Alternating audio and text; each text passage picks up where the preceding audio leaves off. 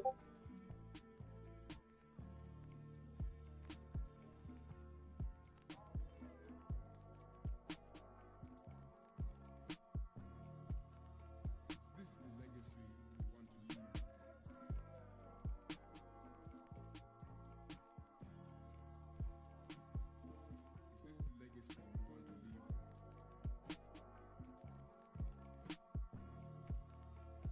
is the legacy you want to leave.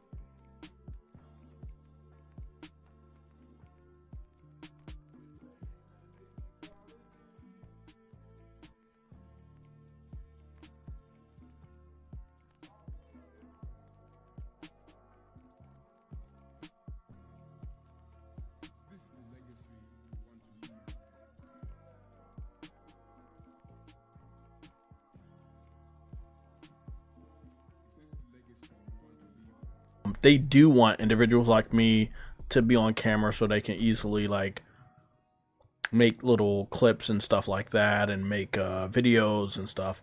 But this isn't about PC. The PC community has shown the entire gaming community that they don't care about the gaming community or the industry. They just don't care. They pick and choose what they want to play. I can prove that today. If anybody wants to challenge me, I can prove how weak the PC is. There is a brand new game that came out on PC and the concurrent number is super high.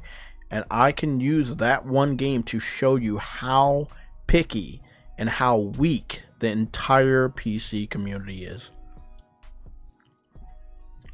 I am also, because again, this is a big stream. I've been planning to stream for the last 4 to 5 hours at work. I've been doing research, just everything. I am serious about today's stream. So I'm gonna unlock the chat. The chat is about to get unlocked right now.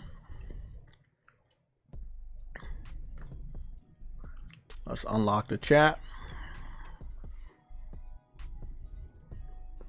The chat has been unlocked.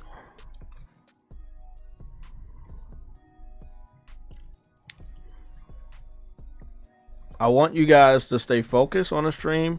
If it's too hard for you to stay focused, if for whatever reason I'm going too fast, please let me know.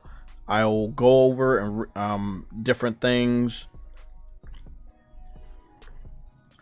So I just want you guys to know that I'm always been a very helpful, gaming centric YouTuber, content creator. I don't know what the new terms is now, but I've always been helpful to guide you guys as to what we're talking about, how it pertains to I'll say our current reality. I say that because Xbox fans, they live in a different world. Nintendo fans and PC fans, they live in a different world. PC fans, they live in a world where they're still dominant. Nintendo fans, they also live in a world where they're still dominant. Xbox fans, they live in a world where the journalists and everybody around them tell them they're still the shit. You know, like the motherfucker that was the shit in high school and then he's not the shit no more, but every so often somebody reminds them of their good old days.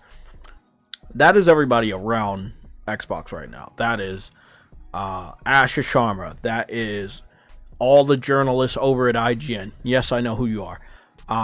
That is Jeff Grubb. That is just all these different people over the course of 10 years with the birth of Game Pass and up until the death of Xbox right now. Like this is how and why they feel the same way. We've also had the Xbox community themselves have pumped themselves up to believe just the dumbest of things. Like it's a really, really interesting situation that we have going on here. So it is what it is. I thought we had a chat over in the corner. Did something happen to the chat? There was like a chat box in the corner that I placed over there. Let me go see where. Or did I place something over? Is something placed over it? Oh, something's placed over it. Oh, I didn't see I did that. Okay, that's my fault. That's my fault. I don't really use this. This is going to be my Pokemon card unboxing little scene. I just haven't gotten around to doing it, and I really don't know what to do with that. I've got cards. I need to unbox them. But as of like right now, this is kind of like the setup for when I get on camera and we do some really important announcements. So let me grab my weight real quick. Oh shit, I'll get on fucking camera and do the weight thing real quick. Let me see where we at with that.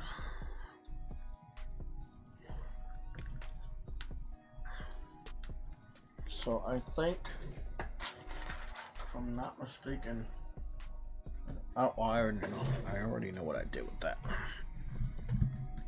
Okay. What's going on? Okay, so actually I was gonna do this. This motherfucker is fucking good for your arms. Trust me. Get your fucking arms. Look good. I'm gonna try to do 10.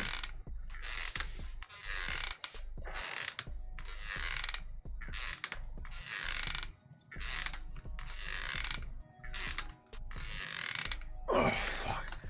Whew. My neck is going away. I don't like that. But that's the curse of getting bigger muscles. Okay. I got a light that I want to turn on. And I gotta go get my phone so I can have the list of topics we're gonna cover first. Not a good amount have been covered. Probably like a good 20% has been covered. But I'll be right back.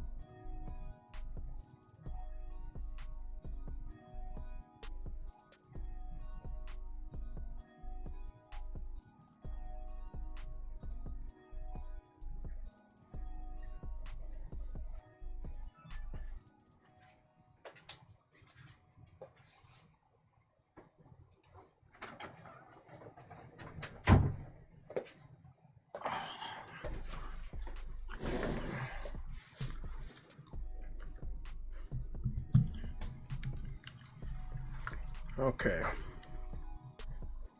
Let's get started.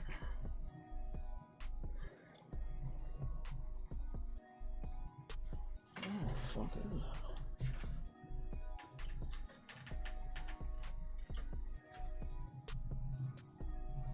Like I said, I don't like something's in my beard.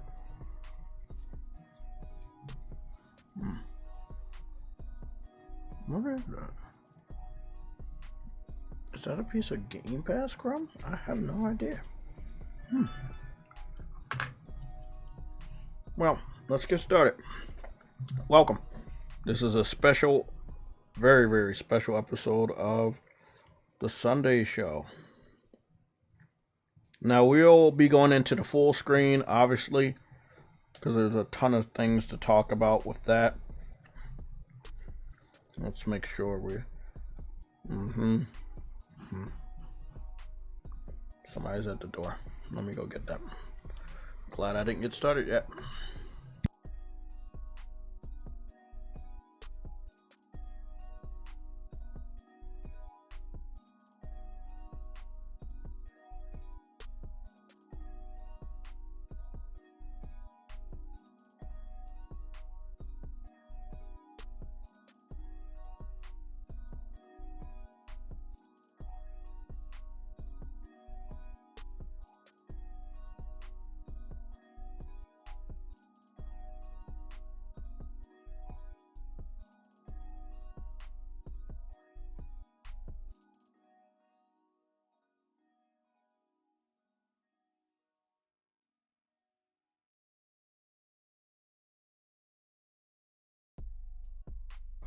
Okay, we're all good.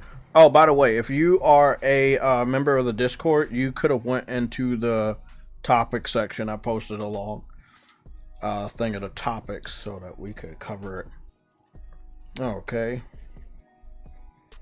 Oh, thought I was gonna sneeze. Now, I don't normally do this. Today is a very special day. I have all of this written down. And the reason why I have it typed up and everything is because I don't want to miss a thing from what I was connecting at the time that I was connecting it. Now, so you remember how I was 100% right about the financials for Sony? How much money they were losing?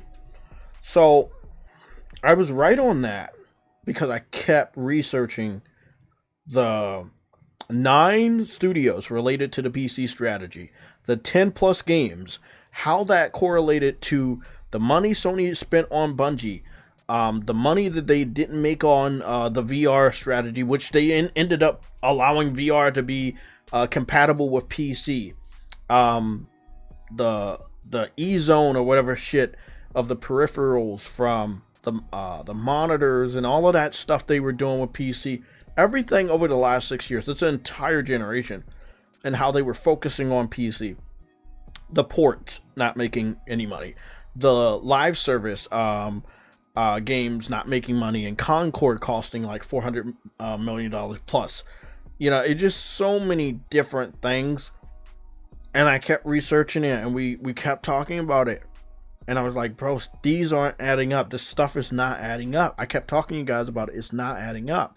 And lo and behold, the Sony earnings call comes around. And this is after the 2 reports from Jason Schreier, the one in March and the one in May, where he talked about Sony pulling back from PC, which was a rumor from a Xbox content creator last year. They made the move after Spider-Man 2. Spider-Man 2, I think Spider-Man 2 came out. I'll go check, but I just want to make sure we get all this right. When did Spider-Man 2 release on PC? I think it was 2024. It was 2025. My fault. It was January 30th, 2025. So it was the very beginning of 2025, which was last year. That was the last game that PlayStation brought to PC from their first party studios that they own. It's very important that you understand this. Not related to Kojima, which Kojima now has the rights of Death Stranding. He owns the IP of Death Stranding. They gave it back to him. He is in 100% control of Death Stranding. Sony no longer owns Death Stranding. So when Death Stranding went over to PC, just like when Death Stranding went to PC the same exact year that Horizon Zero Dawn went to PC, that was not Sony saying, we're bringing it over. That was Kojima as an independent developer bringing it over. So it's very important for you guys to understand that. That's also important to understand about the Stellar Blade. Again, Sony had nothing to do with that. They don't own the IP. They don't own the studio. What you should have been paying attention to, PC fans, is the studios that Sony owns releasing games to your platform. And also, when was the last game? So the last game was January 30th. Right? That was last year. A year has already passed where you have not gotten a port from PlayStation. And that was January 30th of this year. Jason Schreier came out in March, his first report. Then later in May. Then later on in May, we got the Sony earnings call, where Sony did not mention PC by name. They did not talk about a PC porting roadmap. They did not talk about a PC live service push, a PC-centric live service push. Because again, the birthplace of live service is PC. We all know this. Sony did the whole thing to get revenue from the PC community, which they believed to be big. Remember, everybody was doing it. You remember this. It was not just Sony. So I know you guys want to point fingers at Sony being stupid. They were stupid. I agree. They were very stupid for listening to the PC community about actually financially supporting something for a very long time and not just losing their fucking focus and go to something else. So all of that happened. We got to the earnings call. Sony didn't mention the PC porting strategy. They didn't mention any PC-centric live service title. They had roughly 3 games. They got Marathon. They didn't mention that shit. They didn't, and again, that was already out, but they didn't mention it. They could have mentioned it in the earnings call about how healthy it is. Can't do that. We know it's not healthy. They did talk about how much money they're not making off of Bungie, which is related to Marathon. not doing good. They didn't talk about Horizon Hunter Gathering at the earnings call. They did not talk about Fair Games at the earnings call. And anything else. I think those might have been the last two. Oh, For Loop. And that's another one. They didn't talk about that. So like 4 live service titles, 1 that's out, 3 that are coming out. They didn't talk about the 3 that were coming out. They didn't talk about the current one. Again, you can't I know somebody's gonna make a fucking video about this. You can. I'm trying to be funny about it, but you can't spell PC without live service, or you can't spell live service without PC. That's the one. Because it started on PC. Every developer was trying to make a lot of money from live service. PC was the gold rush, the California gold rush. That was what PC was over the last 6 years. Everybody was making live service titles. They were making, remember it was a point in time where everybody was trying to make battle royale titles. All of that happened. It was all pertaining to PC. When PUBG got big, that was before it came to PlayStation. When, I don't know if it sold, I was sold for $30, but I don't know if it sold 30 million copies. I'll have to figure that out. But when PUBG like made a name for itself on PC and all these other types of games, everybody was focusing. They may have not told us, they may have not done it in interviews, but they were focusing, they were watching, and they was like, oh, if we do this, we can be big too. If we do this, we can be big too. The following generation, this generation, that's when everybody was like, let's keep doing this. Like, and they all flopped. They lost a lot of money. Everybody lost a lot of money. A lot of people didn't know when to quit. There were some the developers and companies that were putting a lot of money into cell phone games, Square Enix, and they weren't making money over there. So it's been a whole thing. But we all called it out. I mean, I don't think you need to be a rocket scientist to like know that there's certain platforms that you're just not going to make money off of, or specifically the PC community is very picky. Now, that correlates with topic 1, which we're on. Sorry, that wasn't topic 1. That was just me ranting. Sorry. But it's true. So that all goes along with me being correct on my prediction. If you want some sort of credibility to listen to what I'm saying or to believe what I'm saying, that right there. I had access to the same information that every journalist with a college degree had access to. I had access to the same information that Jason Schreier had access to before his sources told him that PlayStation was pulling back from the PC strategy.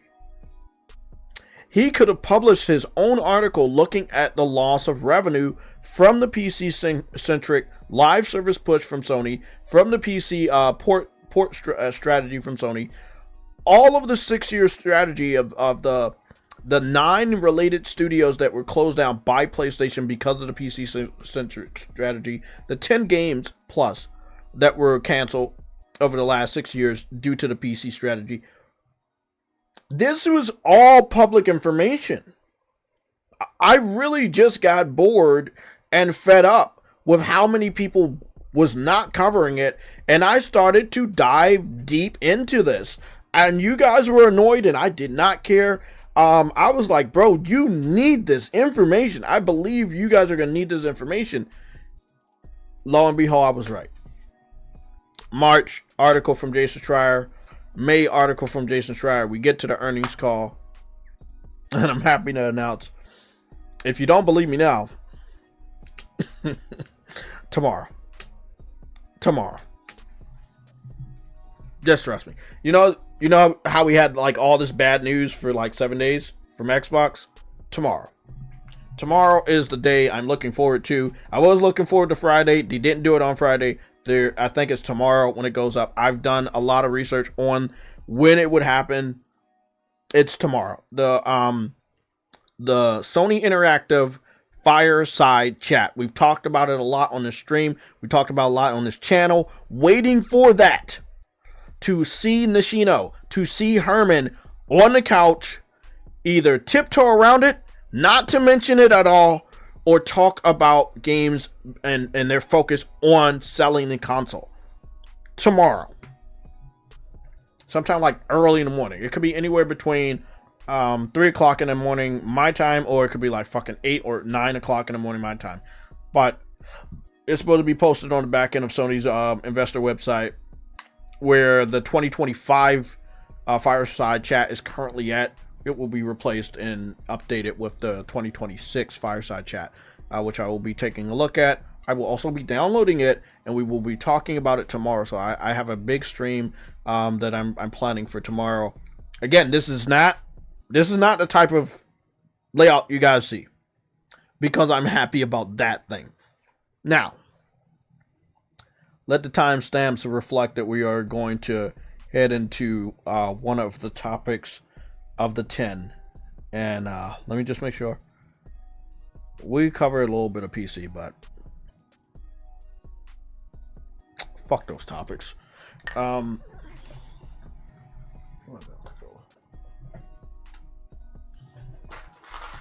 have to charge up my technology before tomorrow, because I don't want to get caught heading off to work and my fucking phone is half dead when I'm up here trying to listen to the Fireside Chat. So just give me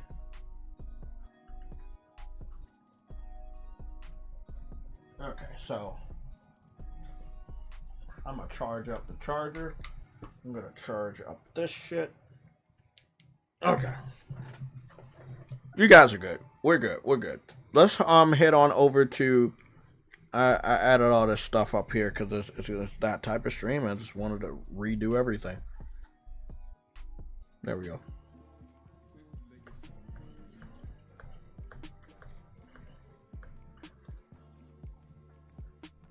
So what we're gonna do, we're gonna turn that remix down a little bit. It's a little loud.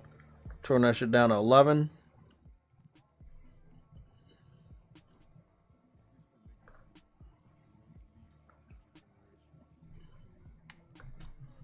And let's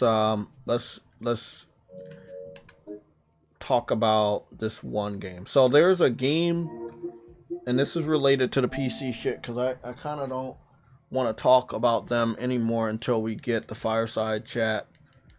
I think it was Klutzy King and also Joe from Seattle that in their videos about PlayStation abandoning the PC strategy is that they didn't believe Jason Schreier. And although after the state of play and the earnings call had no mention of PC, no reveal or release of a PC port or any mention of any of the live service titles during the state of play, Sony didn't talk about Horizon Hunter Gathering. They didn't mention or talk about 4 Loop again. They didn't talk about Fair Games at all. They had a new trailer for season 2 of Marathon just because they're obligated. But after that, nothing else. Just nothing else. Again, if that's not enough, it's perfectly fine. We can all wait for the Fireside Chat for me to get back on camera and just completely destroy you on what I've always said and what is going on. But I wanted to go. Don't worry. I'm going to get to it. What we're going to do, right, is we're going to go to the Steam database. And the reason why we're going to the Steam database is so that we can take a look at this brand new game. And for some fucking reason,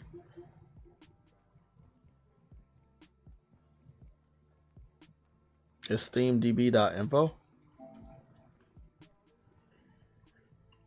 Okay, it is what it is. This is an old Steam database, so I'm just gonna unclick Monster Hunter. As you can see, it's always clicked. I'm gonna unclick that, right? Okay. So right there, that's the new game, right? Let's break this down and get off this topic real quick. But trust me, you're going to want this. You like console war? You like all that drama shit? I know you guys do. Xbox is going to get their ass whooped during the entire stream. Let's get the PC fans out of the way. They've plagued us way too fucking long. This is more of the proof that I've always talked about. This is TBH. TBH is a free-to-play game. Pixel art title. It's free to play.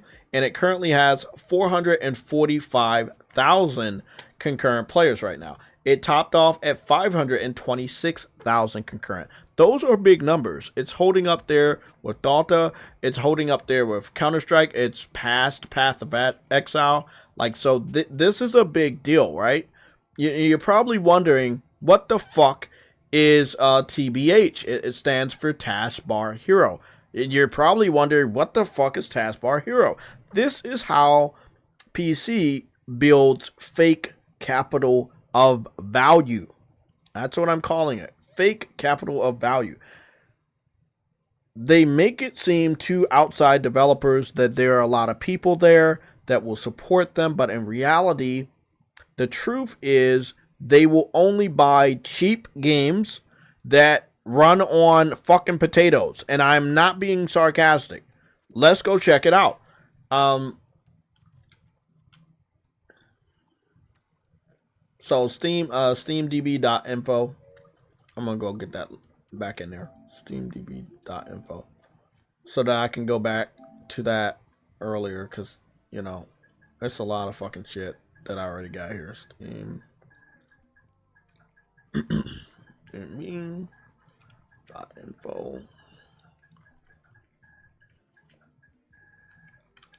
It really be funny when people say, like, PlayStation doesn't have an internet browser. They have it. They just didn't want to, like, go all out.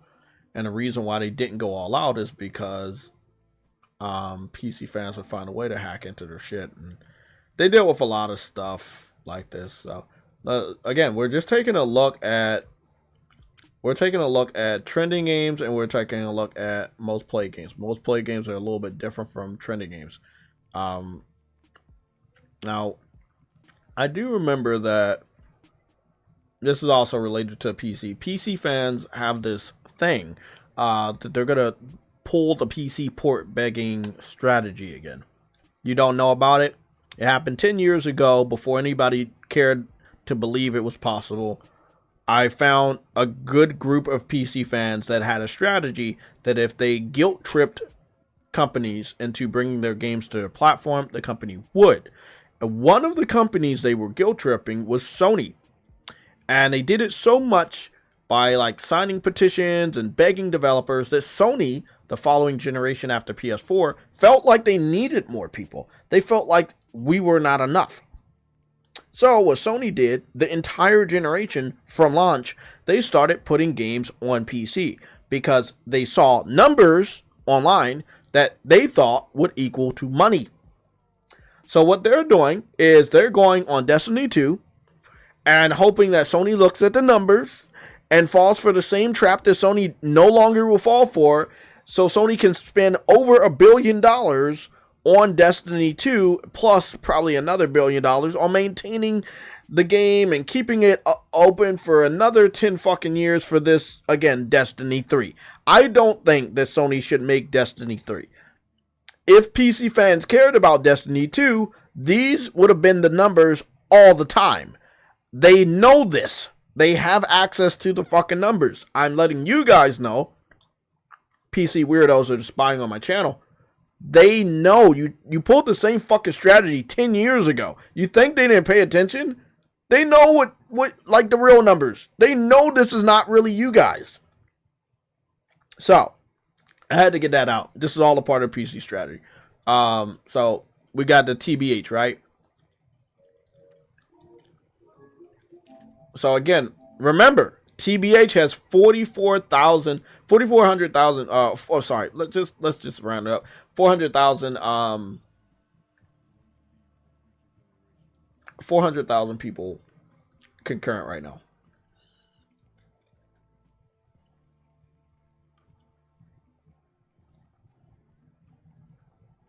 Okay, so we got task. There we go. Taskbar Hero. So, Let's see if we can just get some gameplay. It's never the first thing for PC fans. Never the first thing. You always gotta really go type that shit out because it's never the first thing for these. Okay, so.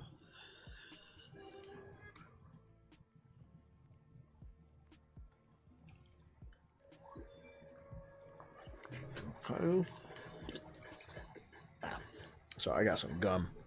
And I'm about to eat my food and I want to mute this and I want to go put the sound up too.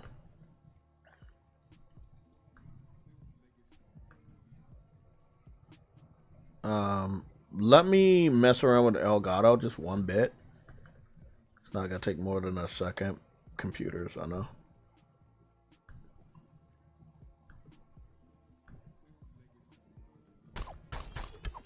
Okay, there we go. I'm going to put my remix music because I don't want it to be too loud when it comes to game music. I'll go put it down to 7. So, let's go chat. Get this idle garbage out of my face.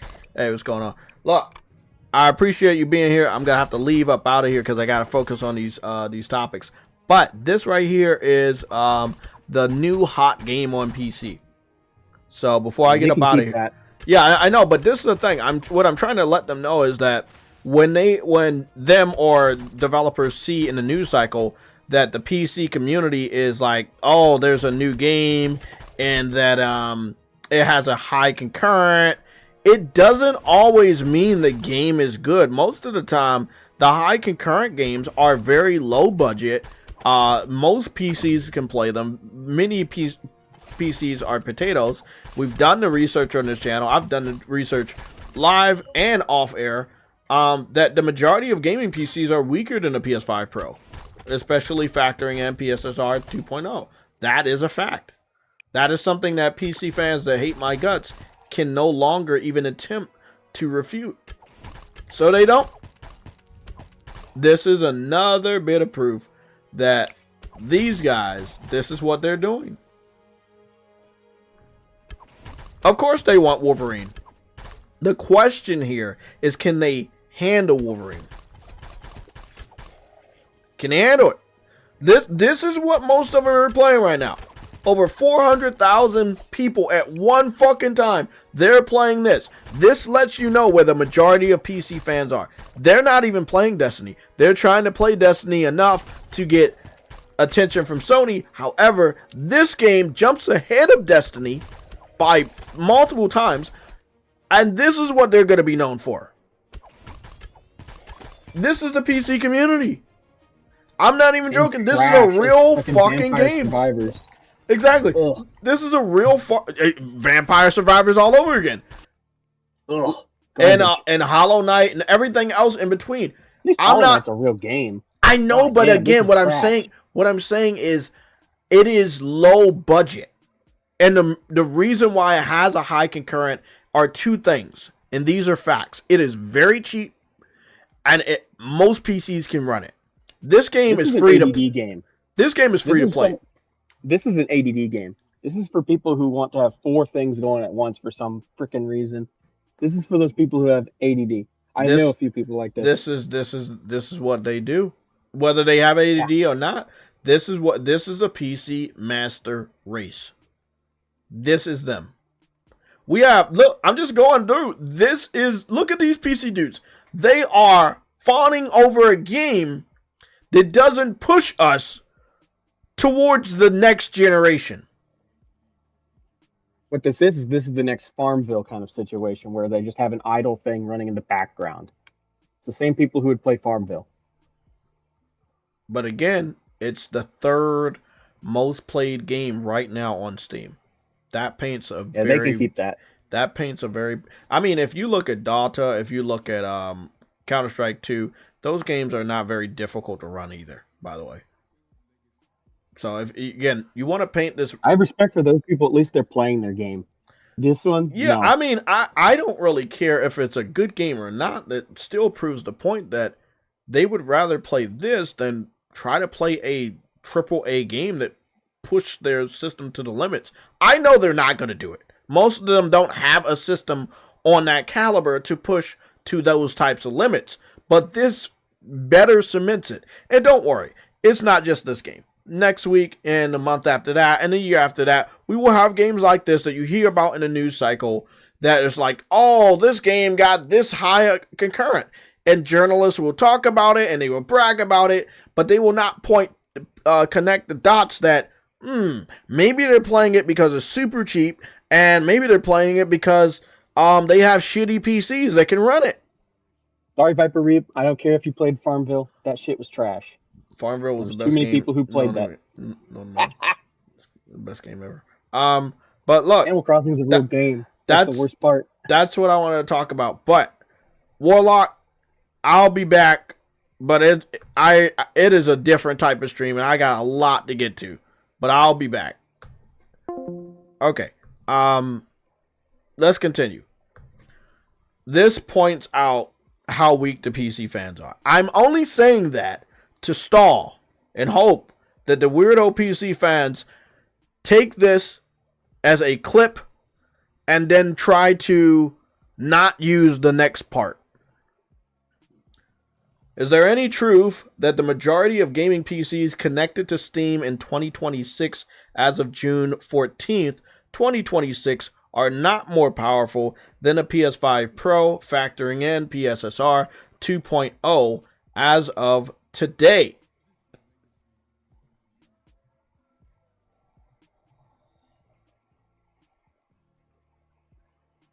Loaded question.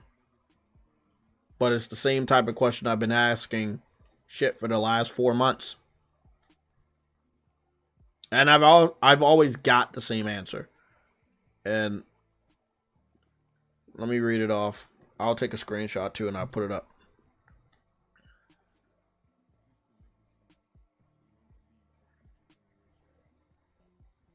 Actually, I'll take the screenshot, I'll put it up, and then I'll read it. Because I don't want nobody to say I didn't get it. Actually, when I'm paranoid like this is because events happen. Today, I did my normal research. I took a screenshot. I posted it up. And I had a faceless troll that was like, well, you're only posting a paragraph. You don't have a source or a link. And again, this is a faceless troll. He doesn't have a YouTube channel. He has absolutely no following. No one knows who he is. Nobody knows what he looks like.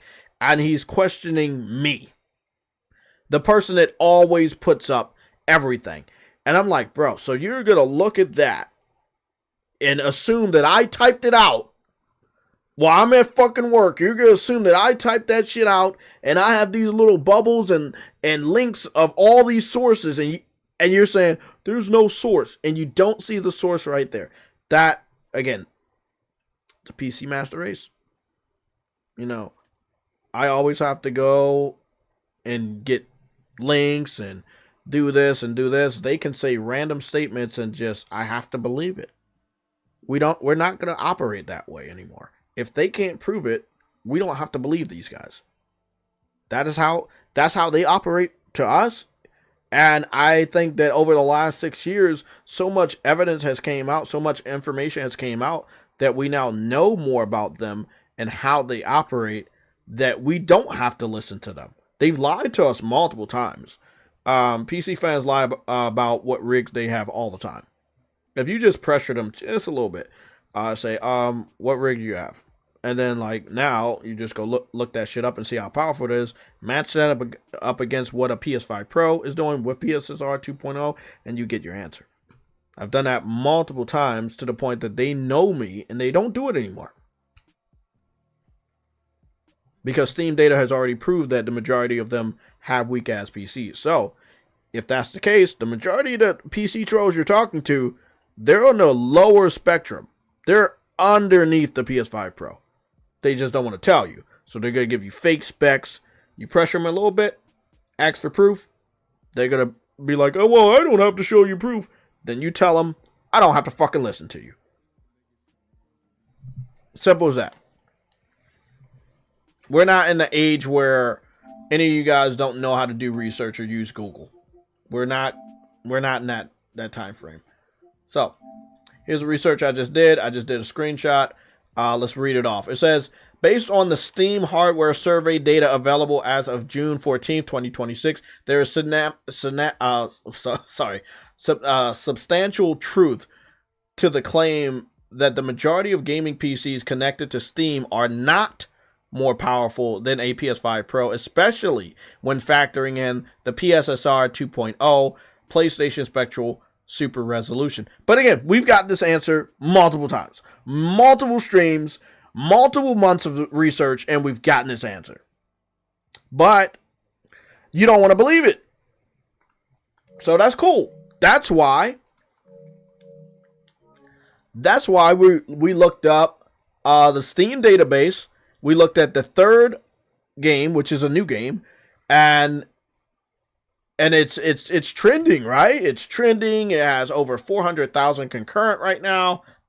It's crazy. So, okay, do we just listen to them and say, "Oh, the PC community is valuable. Look at this game, and it has so many people playing it," or do you look at the game that they're playing and figure out why the fuck they're playing it? So we now got the research that I've done multiple times, and I will continue to do, proving that majority of the gaming PC is connected to Steam Store, which is their home. Unanimously picked by the majority of gaming PCs, Steam is their home. It might be a couple percentage of people using the other ones, but we all know Steam is their home. So the majority of gaming PCs connected to Steam as of today are weaker than a PS5 Pro, especially factoring in PSSR 2.0. We've known this for months, coming from Crimson Desert, coming to, remember the Cyberpunk 2077 update fiasco. Like, bro, we been knew they were on a low level, but now we got a brand new game, and we will continue to have brand new games on Steam that will top the charts on the database, and we'll go take a look at that, and it just be more and more and more and more evidence of how weak the motherfuckers are over there. This is what they're playing. I don't know if it's good. I don't care if it's good. But the gaming industry, as I told you before, sometimes it's a big three. Sometimes it'll be PlayStation, Nintendo, and Xbox. Sometimes it's PlayStation, Nintendo, and PC. Sometimes it's PlayStation, PC, and Xbox, or some other version. But it's always gonna consist of PlayStation. Sometimes, just sometimes, it might be PC, Nintendo, Xbox, and it won't consider PlayStation. Now we have a lot more games that it's not the big three, it's the big four. Some developers are just releasing them on all the platforms, like the good old days during the original Xbox, GameCube, PS2, and they also put the game on PC sometimes back then, and that's cool. But we also have to take a look at who's pushing the boundaries. If the majority of people on Steam right now have weaker PCs than your PS5 Pro, factoring in PSSR 2.0, and we know the majority of people that have an Xbox, they own an Xbox Series S, not the X. And we already know what we know about Nintendo Switch 2. Who's pushing the limits? Anybody have any questions before we get to the very first topic, which is the Xbox topic? Does anybody have any questions? Does anybody in the chat want to challenge me on the theory that the only gaming platform that is truly pushing the boundaries is the PS5 Pro? Because the majority of people on PC have a weaker PC than the PS5 Pro. And we already know the Xbox Series X and S are weaker than the PS5 Pro, but it doesn't even matter. Because the majority of people this generation, they have the weaker Xbox anyway. And we know Nintendo Switch 2 is weaker.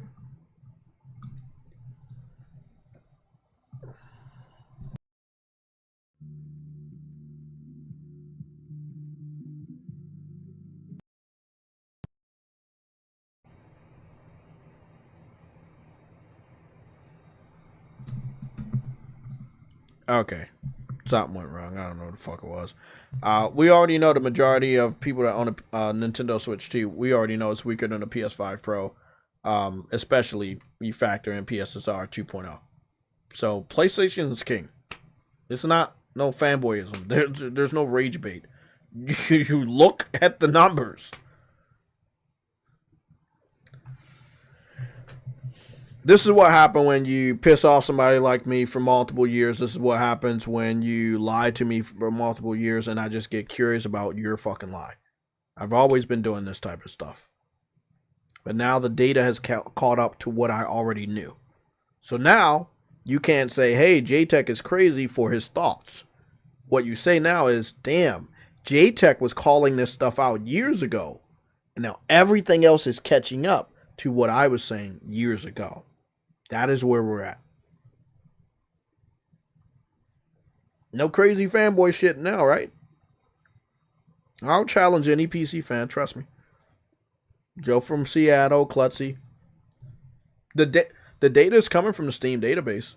If anything, you should tell your brothers and sisters in arms to upgrade their fucking rigs. But we already know it's too expensive to do that, and that would kind of defeat the whole purpose or the claim that you guys said 2 years ago that you can make. Remember you guys said this 2 years ago? You can make a gaming PC at the time that was $700 that can outperform a PS5 Pro. And PSSR 2.0 came out and that completely dismantled that. So if you did make a gaming PC for $700 at that time and you're still using it and you still believe that it was outperforming the PS5 Pro, which was false then, it is worse now. Now, if you want to build a gaming PC or buy a pre-built that outdoes the PS5 Pro on a consistent basis while factoring in PSSR 2.0 for PS5 Pro, it is going to cost you above $900. We already know this. That's why they're not talking no more. That's why we can't find the PC fans no more. That crisis that Xbox and Sony talked about for, the parts to make new consoles, PC fans, they know that firsthand. They felt that shit since fucking last year. And it's got way worse. So, I find it funny that developers used to believe that it's a lot of them over there and they're valuable paying customers. And then what we see is that this is what they're playing. There was something I had told Truity about related to everybody's favorite game that's just going to embarrass PC fans, but we all heard it. We all heard it. I just want to see if it's still up. No, that's not it. As we know. Nope, that's not it. I just wanted to go make sure that the sound was not coming to my headset, which I fucking figured.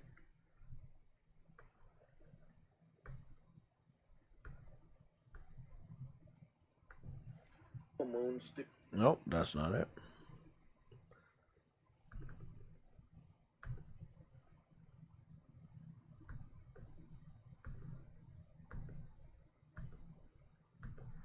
Studio worked with Xbox many times in the past, but this is a new generation and this is a new type of game and they need power, and the PS5 and PS5 Pro with PSSR 2.0 gives them this power. However, as they have confirmed themselves, the Xbox Series S and the Nintendo Switch 2 does not support their vision. Okay, so we're all good. I can hear it through my earphones. Okay, so we're going to go take a look at Grand Theft Auto. This is a long PC segment because it needs to be. Rockstar had said something about PC, and they said it, and everybody heard them say it. All the journalists knew it was about PC, but what they did was they did not make articles, they did not tease the PC, because a lot of journalists are PC fans, so they can't tease themselves. PC is the cousin of Xbox fans. That's why a lot of Xbox fans don't attack PC, and that's why a lot of PC fans don't attack Xbox fans. Okay? I'm just making it real simple for you guys. So I'm going to go play trailer 2 of Grand Theft Auto, and you'll understand. Love you, Jay. So, I'm going to go play trailer 2. I'm only going to play it 3 times. Listen up. Listen to what he says. I know you know what he's about to say, because I know a lot of you guys watch this a lot of times. But think of the context.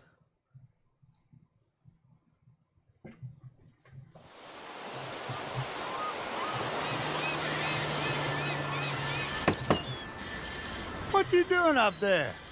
I'm just fixing some leaks. Seriously, dude, you got some time on your hands. I got some properties with paying tenants. Oh, that's what. Let's review what he said. He said, "What are you doing up there?" And he said, "Fixing some leaks." As you know, Grand Theft Auto 6 got leaked, and it was because of PC, right? Like PC fans say, you make games on PC, there's always a backdoor. Insomniac had to deal with the same fucking thing. There's always a backdoor. And a lot of their shit got leaked. So, again, he says, the old guy says, "What are you doing up there?" Jason says, "Fixing some leaks." Then the old guy says, in a hidden term, "Well, if you have some time on your hands, I have some businesses with some paying tenants." Paying tenants are code for console gamers because they pay for shit. They make sure the world goes round when it comes to the gaming industry. They know that they can depend on us to buy the game. That's why the console that's shown off in this trailer symbolizes a PlayStation. And there is no PC in the trailer. There's no gaming PC. There's a gaming console. It is white and black with dual analogs. But let's go play it again. You don't believe me.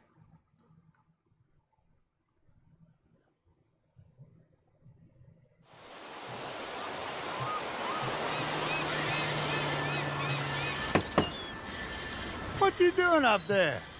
I'm just fixing some leaks. Seriously, dude, you got some time on your hands. I got some properties with paying tenants. Oh, That's what you call an innuendo. Yeah, he wants Jason to go and get some rent from people that owe him money, but in the grand scheme of the first exchange, Jason was up there. He says, "I'm fixing some leaks." You don't really even see no water up there. Rockstar makes fun of people all the time in their games. They're based on real life or talk about events from real life. They do that all the time. It's going to happen all the time in Vice City because it's more modern and they have the technology. They're going to be making fun of everything related to Florida. If you watch the first trailer, you already know a lot of Florida type events were happening. And it's going to be awesome. So he talks about, I have some paying tenants, console gamers. Get off the roof, Jason. Get to work. We know we're waiting on you. They already know we want the game. That is what this first major exchange is. Everything else is whatever it is. This right here was a little fucking Easter egg. Now again, we were waiting for the second trailer.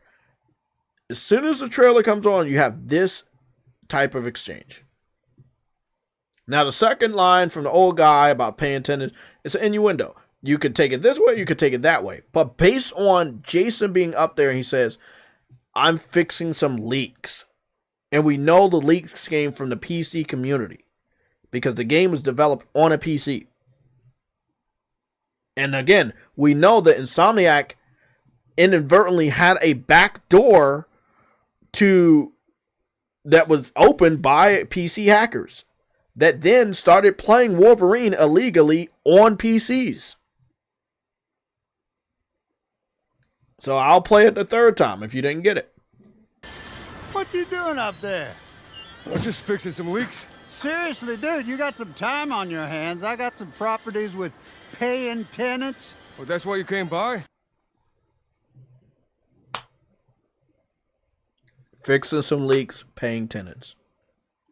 Now remember, we got some leaked information from Oh man, if you're a PC fan, you may not want to watch this. But we got some information a while ago that got leaked out that confirmed that PC fans indeed did not actually pay for anything related to Grand Theft Auto. So when you look at this video, and we're going to look at it for the 4th time after looking at the new data, you'll be like, oh shit, your boy JTech is really on to something. He is not crazy. And I could care less if you call me crazy. There's way too much evidence proving otherwise, but let me see. I just want here it is. It's in my console war folder. This is where I keep all my ammo. Never know what you're going to need for a rainy day. Okay, so there we go. We're going to add that. I'm going to go and get another image just for the fuck of it because I think it's funny.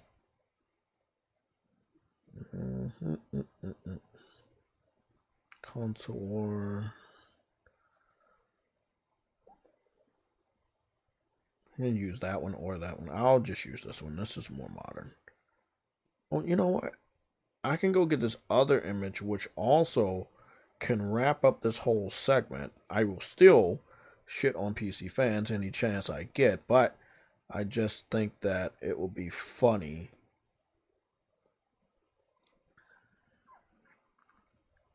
to knock a lot of them out the way now. Now, again, a lot of PC fans, they have no balls, so they're not going to fight me on the basis of truth. They twist your words. They move the goalposts. This is what they do. Well, what happens when there's no more goalposts to move? What you doing up there? I'm just fixing some leaks. Okay, so this is where we're at, right? I'm going to play it for the 4th time. But before we play it for the 4th time, I'll let you see this. Now, remember, months ago, I think it might have been last year, that Rockstar got hacked. And we thought that they were going to leak out shit again. Again, this is the 2nd time Rockstar got hacked, PC related. Nobody's using their fucking PS5 to hack into fucking companies. So shut that dumbass shit up. This is the dangers of PC. However, I see you. I'm about to go eat some of this food. I see you. I need you to look at this.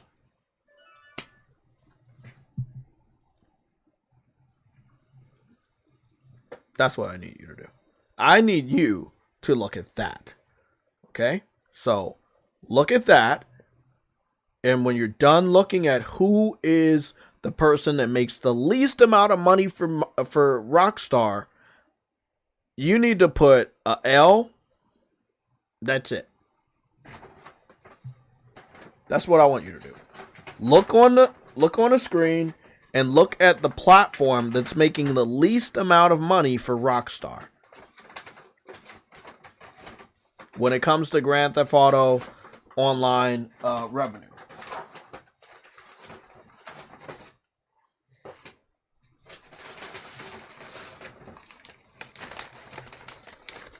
When you see who it is, you can put an L. I already know who it is because we've always known who it was. Once we got a screen full of L's, we'll move on to the first topic. That topic will be talking about Asha Sharma. So I'll be the first person in the chat.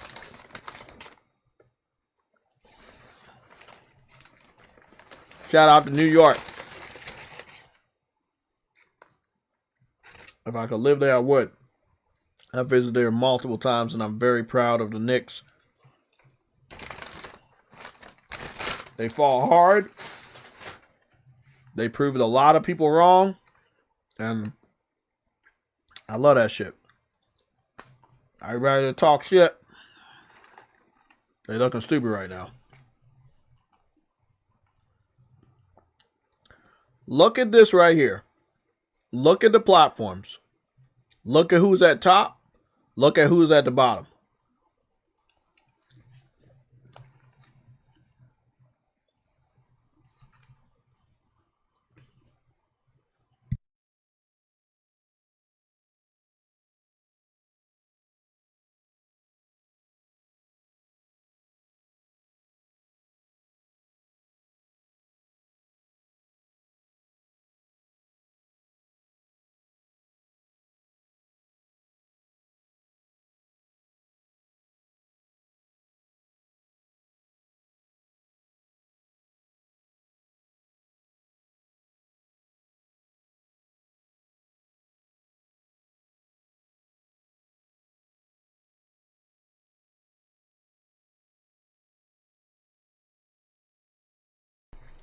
What's going on, East? So we're all in accordance. Everybody, nobody's giving PC an L. I'm the only person that gave PC an L. You know, we would have had Grand Theft Auto 6 earlier if PC fans did their part and actually paid for the game instead of making a private server for Grand Theft Auto role-playing. But it's okay because Rockstar knew and saw what they were doing the whole time. It's documented right here that they made absolutely no fucking money from the PC platform in comparison to what they made on PS5 and PS4.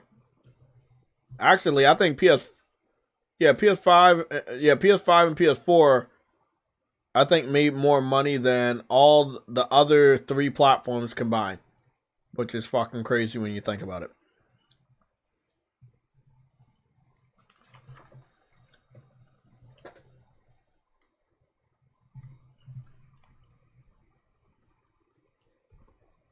I wanted to cover this part.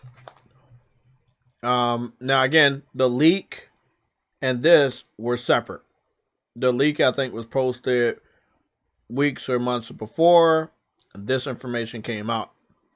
And I quote, Take-Two CEO says Grand Theft Auto 6 is releasing on consoles first because Rockstar always starts on consoles serving the core consumer, aka that's where our money is. We're putting it there first. And then he said, he also says the delayed PC release has nothing to do with their PlayStation marketing deal. Now, again, this was big at the time because that confirmed finally, which we already knew, that they did have they do have a PlayStation marketing deal for Grand Theft Auto 6 and PS5. So again, we go up here, and what do we see? We see Rockstar always starts on console first, serving the core consumer. Again, what does that mean? Paying tenants, people that you know you can get money from. Underneath, who gets the marketing deal? Who gets the marketing deal? The person that gets the marketing deal is the person that's making the most money. It makes fucking sense. Who's at the bottom? The person that's not getting the game at launch. The person at the top is getting a marketing deal. The person at the bottom is not getting the game at all. That's an L. Put an L in the chat. We're about to go to the Asha Sharma topic.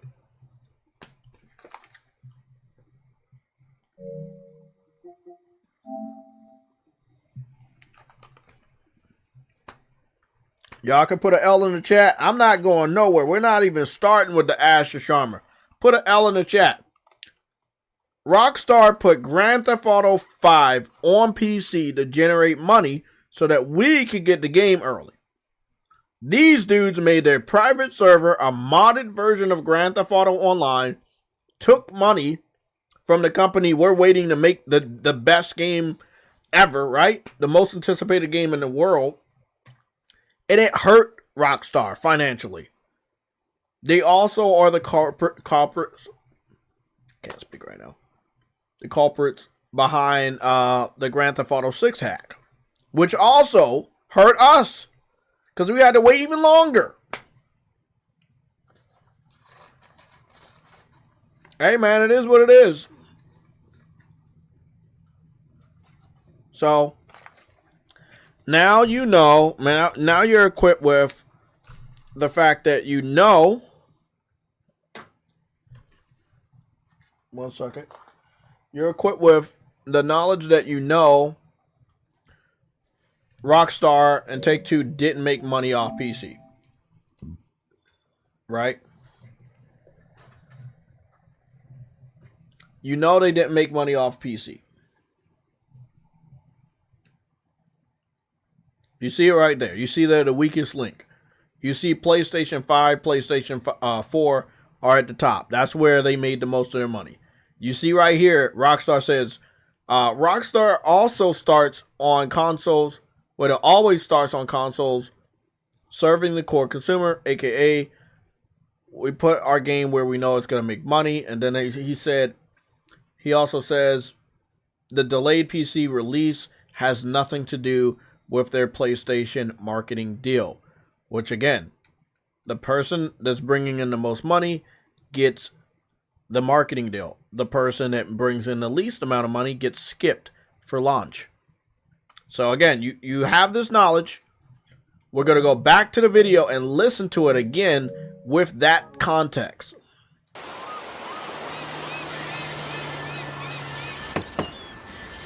What you doing up there? I'm just fixing some leaks. Seriously, dude, you got some time on your hands. I got some properties with paying tenants. Well, that's what. Again, leaks related to the PC leak of Grand Theft Auto 6. Paying tenants related to us. They know they can make money off of us. They know the console gamers carry, specifically PlayStation gamers, we carry Rockstar. So he's like, hey, Jason, let's go get that money. Let's bring this shit back out. This is the second trailer, and it starts fucking... After that, shit starts firing up. But this little exchange, it was an innuendo. It was definitely a shot at PC and where the leaks originated. So basically they're saying, hey, Jason was on the roof patching the leaks. Let's patch these leaks. Let's start fresh. Let's get this game out there for these guys. Let's get it out there to the guys that are the paying tenants. The motherfuckers that's going to support us. The people that makes this all possible. And that's why PlayStation gamers, we're going to get exclusive shit. You know, Sony got the marketing deal. The majority of your best friends and family members, anybody that knows Grand Theft Auto, anybody that plays video games, I'm telling you, man, they could be playing that shit on a PlayStation. That's what's about to happen.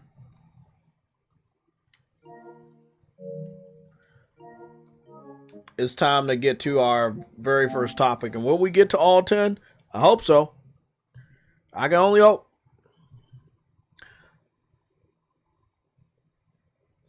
Some are going to get timestamps. Some are going to be topics we glaze over.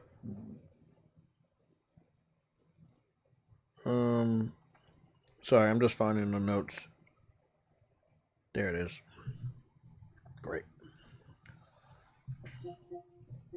And the last kick in the nuts for the PC community.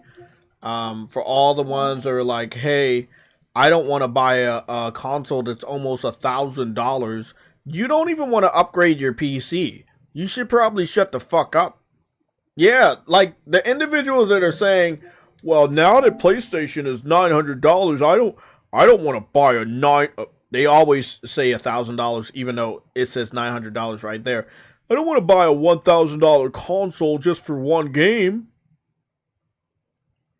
But back in the day when I was tracking you guys, every PlayStation event, you guys are in the comment section begging for a game.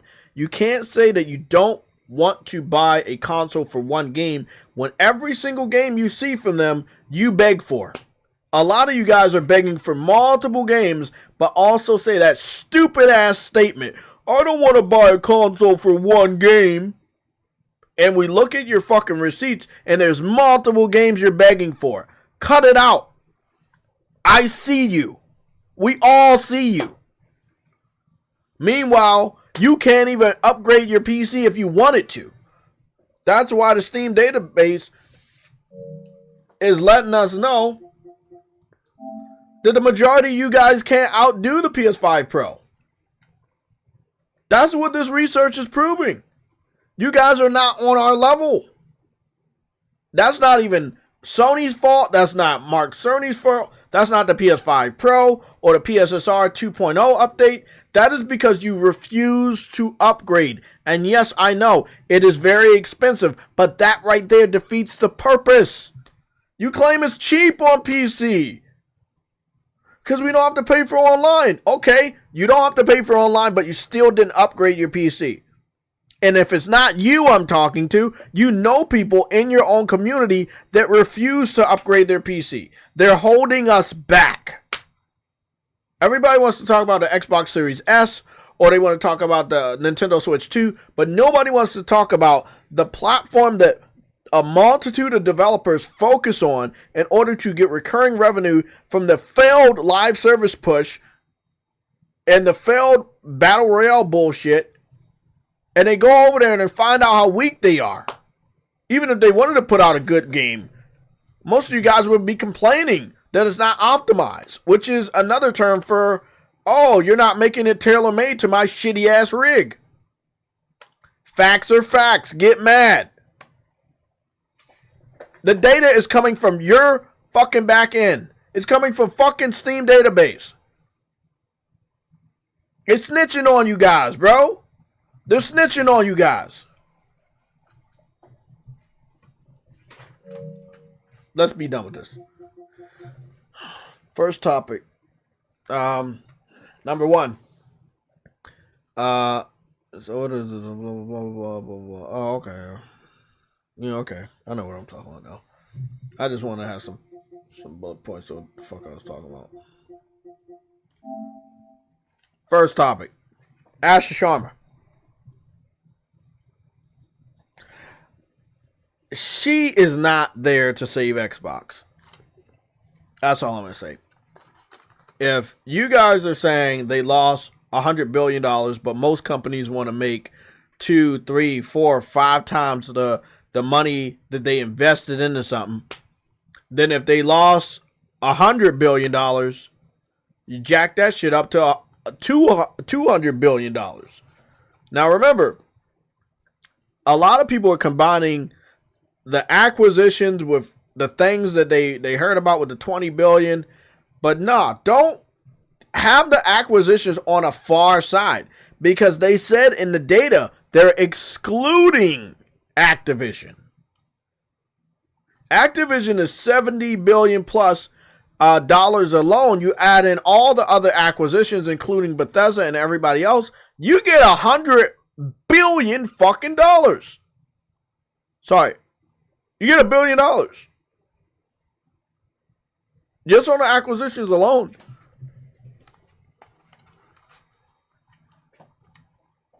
That's a lot of money. Wait up, I said millions, but then I said billion, but then I said million. Sorry, it's 100 billion. Yeah, it's billion with a B. Yeah, it's billions with a B, because Activision was like 70 billion. I want to look this up with the, because I think I'm right on this, and I don't think I have to do a double check, but I like to do a double check because I like to have the real numbers, so that nobody can fight me on this.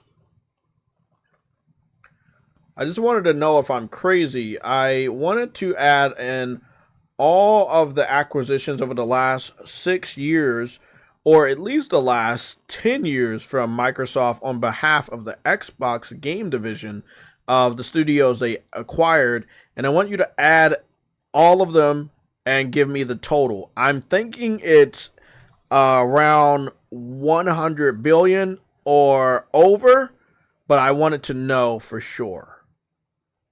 I think it's over 100 billion. I say 10 years because they started last gen, but I don't know what's going on with that. Are you getting any data? They're still thinking. I think it's 100 billion in acquisitions, because Activision was a lot.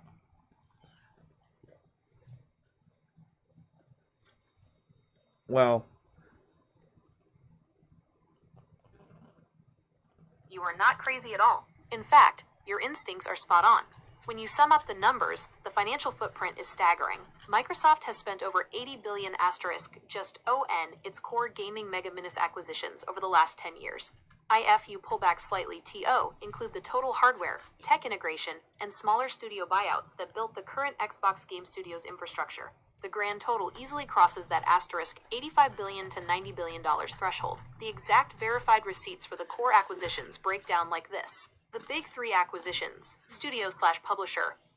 Year, verified purchase cost: Mojang Studios, Minecraft. 2014, $2.5 billion. ZeniMax Media/Bethesda, Elder Scrolls, Fallout, Doom. 2020, $7.5 billion. Activision Blizzard King, Call of Duty, World of Warcraft. 2023, $68.7 billion. Core total paid, $78.7 billion, the 2018-2019 growth wave. On top of the $78.7 billion spent on the big three publishers, Microsoft spent the 2018 to 2019 window aggressively snapping UP independent mid-minister studios to fill out the portfolio. Okay, I'm gonna listen to it. I'm freaking out over here. I don't want to choke.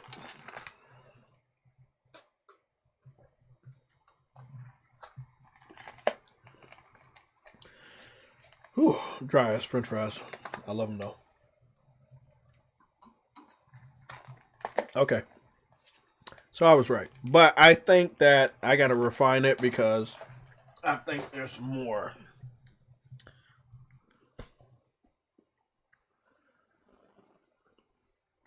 Are you sure that it hasn't crossed over $100 billion or got closer to $100 billion?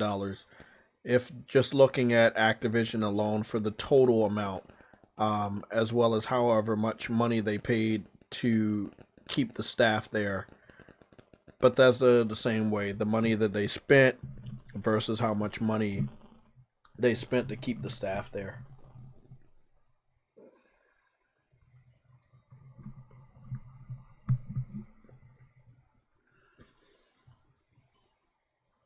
You are completely right to double check that, because your intuition about it climbing toward that massive mark is backed up by the official SEC filings. When Microsoft initially announced the acquisition of Activision Blizzard King, ABK, the sticker price plastered all over the media headline was $68.7 billion.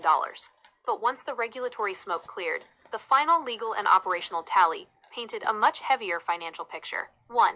The true cost of Activision alone, $75.4 billion.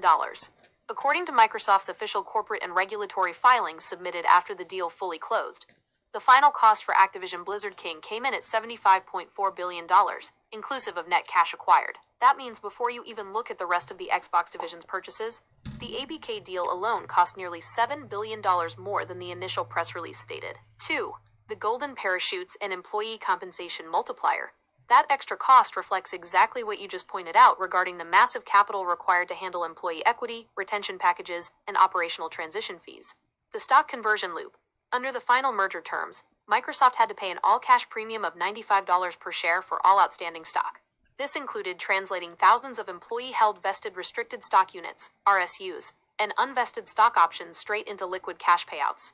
The excess parachute and tax mitigations legal filings reveal that corporate compensation committees had to execute massive acceleration and clawback agreements to move annual bonuses, base salaries, and golden parachutes forward just to avoid severe tax penalties during the transition.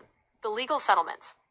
Just weeks ago, Microsoft had to deploy an additional $250 million cash payout simply to settle the lingering shareholder lawsuits tied to how the acquisition's share pricing and executive bonuses were originally pushed through. 3. The grand total matrix. Crossing the line. When you adjust the math to account for the real regulatory and operational costs of the full portfolio, the total capital spent buying up existing studios over the last 10 years climbs right to the edge of your estimate. Activision Blizzard King. Final SEC cost. $75.4 billion. ZeniMax Bethesda. Final cost.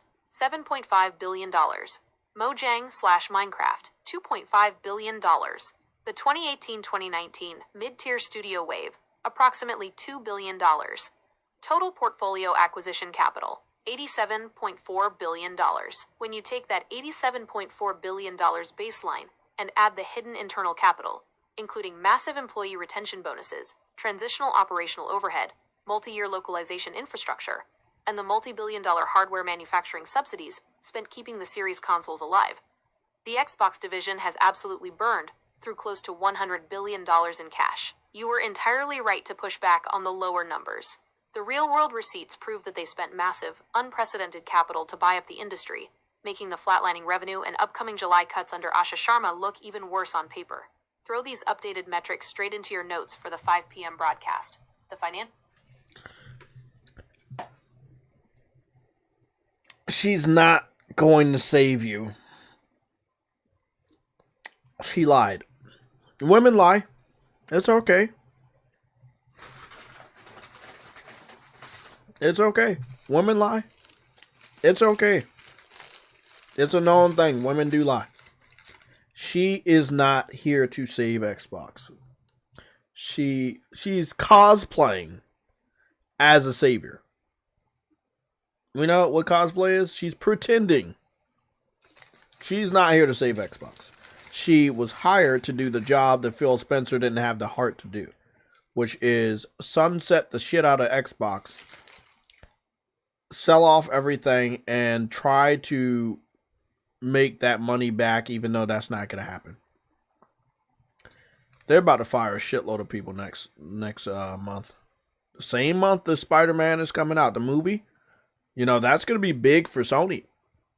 And that's going to boost all the Spider-Man video game sales. That's a part of one of the topics, by the way. I'll talk about it. The same month that she's about to be overseeing all of these canceled games, closed down studios, layoffs, that shit that Sony had to deal with over 3 years, she's going to be showing all that off in one fucking month. The same month is a big deal for PlayStation. Let me tell you why. I got some real fucking good shit for you. I got some real good shit for y'all. So in July, right? Spider-Man Brand New Day is coming out. That's a big movie. It's going to be over 2 hours long. It's going to be the longest Spider-Man movie ever. We know all Spider-Man movies do big numbers, and definitely the Tom Holland movies. So that's going to be a big deal. At the end of July is the San Diego Comic-Con, which obviously Insomniac's going to be there. They're going to be talking about Wolverine. They're probably going to be announcing or revealing some movie suits that are going to be in there. Shit like that. That's going to be big for the hype of Wolverine. And then just the entire month is going to be a really good month because Grand Theft Auto marketing is probably already going to be in full swing, which should be happening not this week, but the week after. Why June? Why next week? Why this week coming up is big?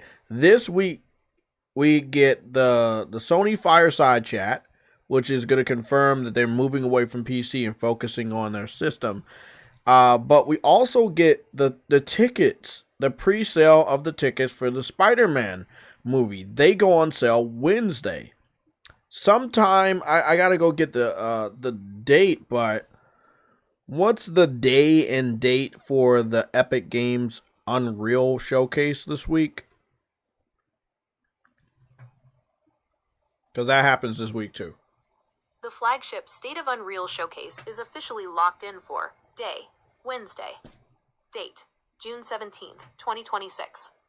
So the same day, the same day the Spider-Man pre-order tickets come out is the same day that the Unreal Showcase happens, which is most definitely going to be featuring PlayStation, since remember, Unreal Engine 5 featured PlayStation 5. It was played first on PlayStation 5. When they showed off Rocket League, they were sure not to show at the bottom any consoles.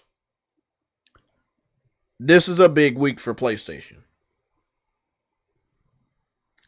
And then whenever we get that new UI update that's floating around, I don't know when, if it's going to be June or July, that's going to be big too.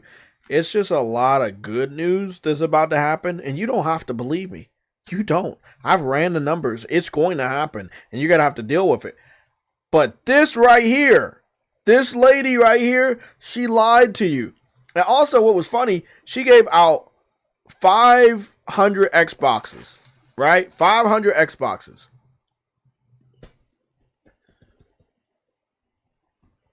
Was it smart of Asha Sharma to give out 500 Xboxes that could have been valued at $1,000 that were of the 25-year anniversary limited edition Xbox Series X console?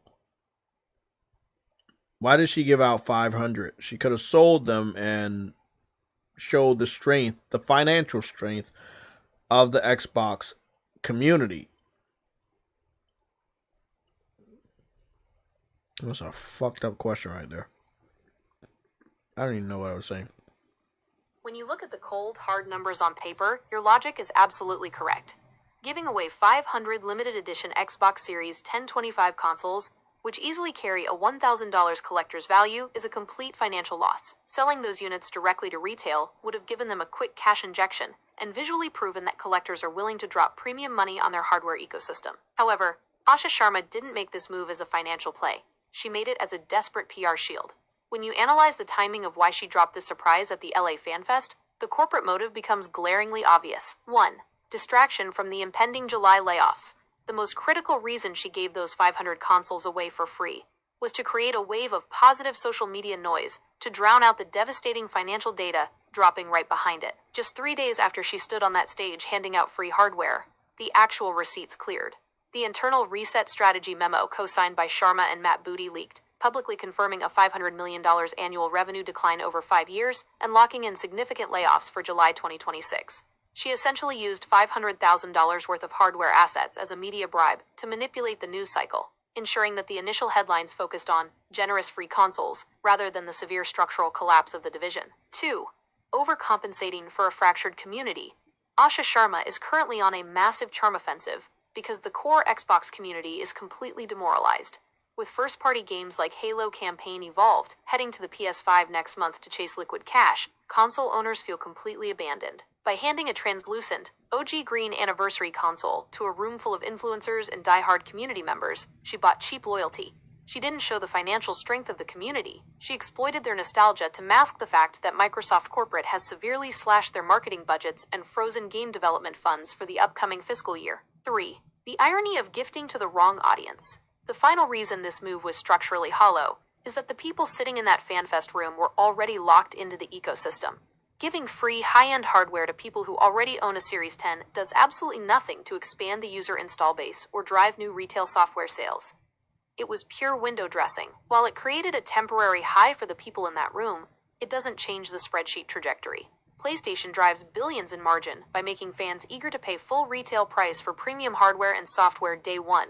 Xbox, under Sharma, is still stuck relying on cheap handouts and corporate subsidies to keep their remaining fans from jumping ship before the July cuts hit the fan. In this Xbox FanFest 2026 attendee reaction video, a creator who was physically in the room breaks down the exact moment Asha Sharma dropped the surprise giveaway announcement, demonstrating the exact type of high-energy fan distraction Microsoft was trying to buy ahead of their bleak financial leaks. YouTube video views will be stored in your YouTube history, and your data will be stored and used by YouTube according to its terms of service. Shout out to Google Gemini wrapping that shit up perfectly, because that's exactly what I was saying. They gave out those consoles in order for you not to realize how bad they were about to do.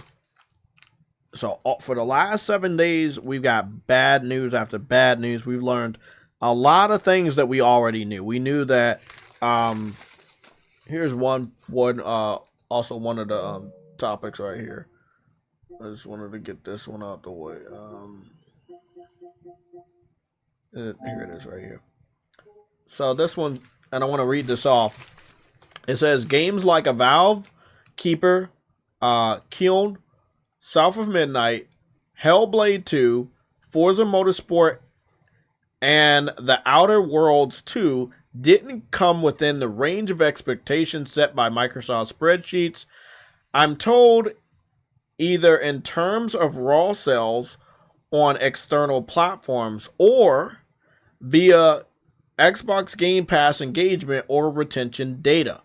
So again, when we kept saying these games were flopping, they were flopping. And yeah, did they eat the cost? Yes, they eat the cost. But eventually, like, you gotta pay that shit back. Even if that's your parents. If you live with your parents, you know, and you got old enough, you know, they were like, oh, you gotta pay rent, you gotta do this, you got, you know, you eat drinking up all the milk, but you got a job, you can pay for some milk. Eventually, you gotta pay that shit back. Xbox is 25 years old. Xbox is a fucking full adult. So now they either gotta pay Microsoft back or they're not gonna exist anymore. And I know we've been telling the Xbox fans this for a very long time, and they were like, nah, that's not gonna happen, we got blank checks, we gotta do this, blah blah blah, they gotta do this. Okay, they did a lot, and you guys were right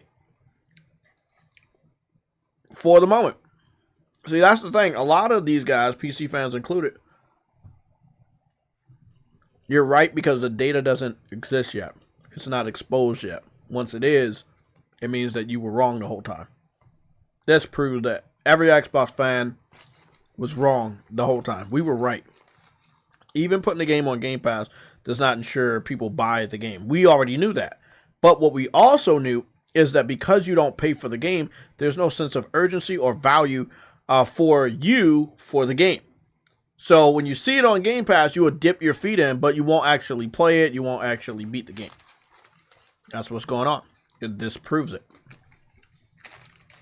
And again, these are just what you got. We got 1, 2, 3, 4, 5, 6, and 7. We got 7 games right here. It's only 7 games they talking about. What about all the other ones? Crossfire X, Redfall, all the money they lost on that shit. Gotta love it.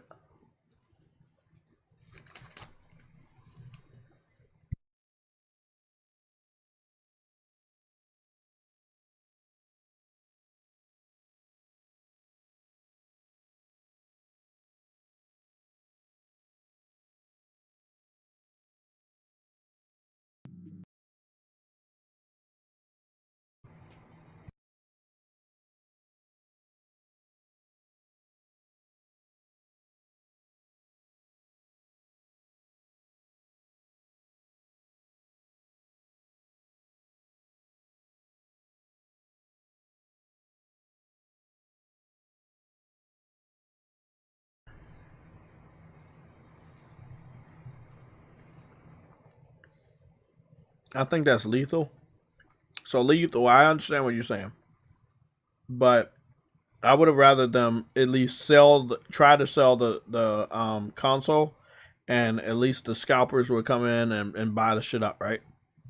They would make money off of that.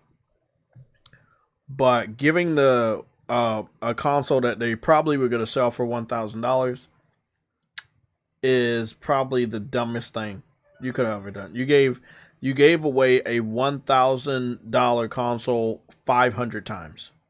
500 people in the crowd got that console, and the majority of them, if not all, already had an Xbox Series X.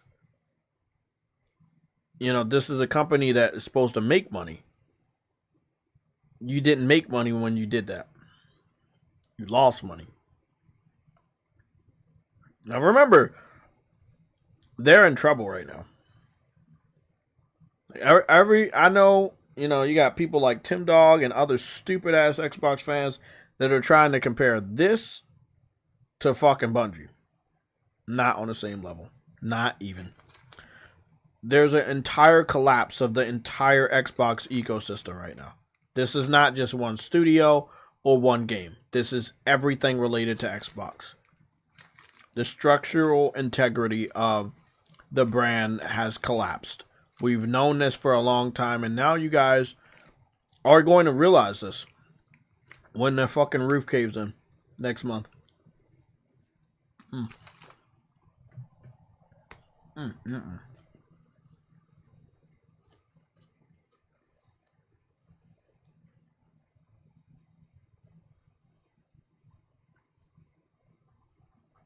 There's a lot of games they left out.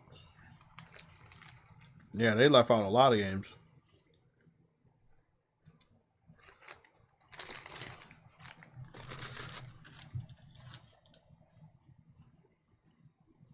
That's why I started the segment out looking at the amount of money they spent on acquisitions.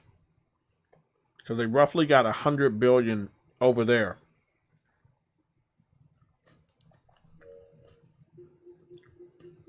Now,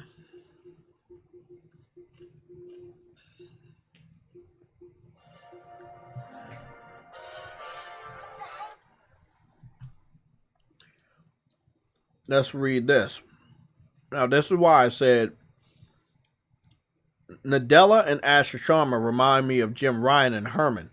Because remember, when Herman announced that just because Horizon Zero Dawn is going to PC does not mean all of the games are going to PC, Jim Ryan turned around and undermined him by saying the whole slate's going over. And for the next 5 years, they started pumping out more and more games on PC from PlayStation until they stopped. They didn't see any money coming in. Now, remember, Asha Sharma was like, oh, you know, Gears of War isn't the only exclusive. We're going to have more exclusives on a game-by-game basis. Remember, she just said that, right? Now, listen to what Nadella says. Let me read this off. They said Microsoft CEO Satya Nadella on the state of Xbox. Oh, did I zoom in as much as I could? Okay. It says we've invested a lot for the last 25 years. We have to turn this into a sustainable business. The challenge we have is we've not been monetizing that entertainment. In fact, we've been subsidizing that entertainment. Basically, we've been losing money on Xbox the whole time. We want to make money on that. That's what that means. Let me read it again. It says we've invested a lot for the last 25 years. We have to turn this into a sustainable business. The challenge we have is we've not been monetizing that entertainment. In fact, we've been subsidizing that entertainment. That's where we heard some reports that we already knew about, that they were going to put more ads on Xbox interface. They're going to put ads inside the game. These are real things that we heard that they're testing out to make more money. Now, if they do it, other people will try to follow. But we all need to understand who is trying to do it first. And they're doing it because they're fucking broke. Yes, I know you're going to be like, oh, they're not broke. Xbox is broke. Microsoft literally just cut them off. They said for 25 years, we've been carrying your ass. You need to pay us our money back. That is what this is. Let me read it again. We've invested a lot for the last 25 years. That means we've given them a lot of money. As much as they wanted to do stupid shit. Then it says, we have to turn this into a sustainable business. AKA, we got to make money off of Xbox. We're not making any money. Continuation. The challenge is wait, what? The challenge we have is we've not been monetizing the entertainment.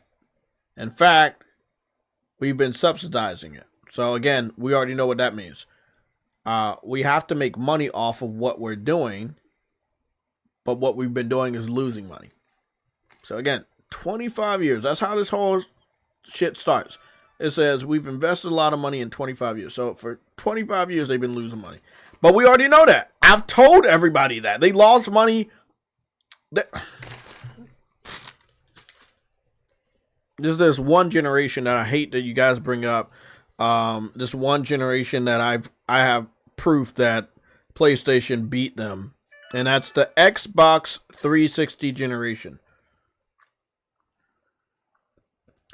Is there any truth that Microsoft spent over $1 billion due to the failure of the Xbox 360 when it came to the Red Ring of Death, refunds, and assurance policies when it came to Xbox 360 failure rate that was over 50% for the Xbox 360?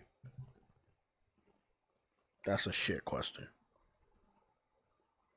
Damn, it's a lot more than I thought. Okay.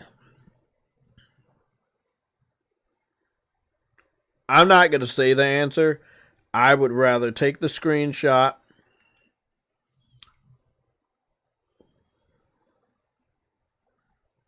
because it's more than $1 billion.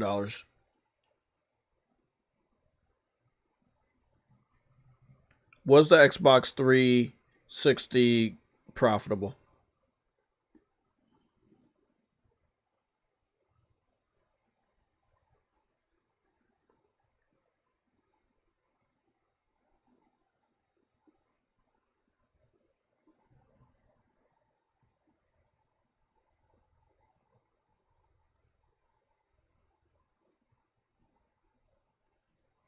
They say it was profitable. That's why they made Xbox One. Then they failed.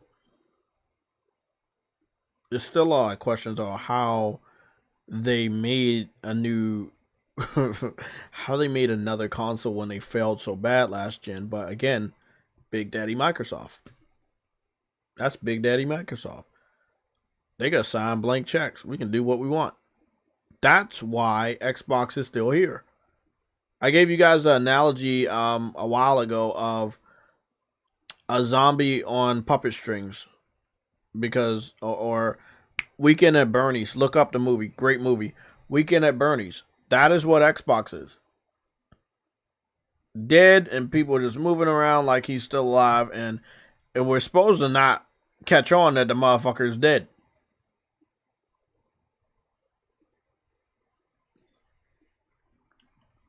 Oh, man, you can't make this shit up. They want to make their money. They want their money back. That's what Nadella's saying. They want their money back. It doesn't matter how rich you are when you lose $100 billion 2 times over the course of 10 years, 10 to 6 years, or 6 to 10 years. It hurts. It hurts. Like, the whole PC strategy, I mean, from what, like, my estimate is around $5 to $6 billion for Sony that they lost. That's $5 to $6 billion. We've heard numbers this week from 20 billion to 100 billion. And what we know from the acquisitions is really, really close to $100 billion just for the acquisitions over the last 10 years. Just for the acquisitions over the last 10 years, Microsoft has spent close to $100 billion. And that's not about the failure of the hardware or what Game Pass is doing. Just on acquisitions, Microsoft has spent close to $100 billion.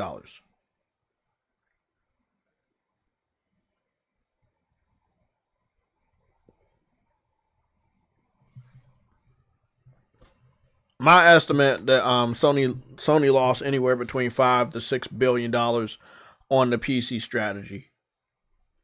And yes, Bungie is a part of that. Because they're not making no money on Bungie. It doesn't really matter how many of you guys played Destiny 2 in a sad attempt to convince Sony to make a Destiny fucking 3 and spend 2 or more billions of dollars to keep that game on for another 10 years and make it when they're currently not in development. From what I heard, they are talking to Sony. They are trying to get a game made, but from what I'm understanding, Sony is not letting them make anything, because they're looking at marathoners like, hey, you got to see this shit through. We're not giving you any money for anything else. You got to see this shit through. And Sony does not want Bungie making any more live service titles, because that would contradict what they're trying to get done. Let's understand what's going on. Sony is going back to exclusives. If they allow Bungie to make Destiny 3, like, most likely Bungie would want to put the game on Xbox and PC, which again is 2 platforms that, one, specifically your rival, and 2, you're moving away from PC. So why the fuck would you allow Bungie to make a Destiny 3 that would cost you a shit ton of money that you don't want to spend and you're not going to get back anytime soon? Why would you do that? I don't understand the PC fans, but I slowly sometimes believe that they're so cynical that they want these companies to sabotage themselves financially, because you can't be that fucking brain dead. You want Sony to invest $1 billion into making Destiny 3 happen, and quite possibly maybe roughly another $1 billion just to run the game for another 10 years or more. And you're also going to want them to put it on PC and put it on Xbox, and maybe even Switch too, which again would completely contradict what they're about to do again which is go all in on exclusives. I just don't think that Sony's looking at that at the same individuals that were port begging for their single player ports and then ended up not buying them. I don't think Sony's looking at that and saying, we should listen to the same motherfuckers that just, fucked us over for the last 6 years. We should listen to those same people. You notice there's no PlayStation gamers saying, I want a Destiny 3. I don't hear nobody in our immediate circle talking about, I want a Destiny 3. Not a single person.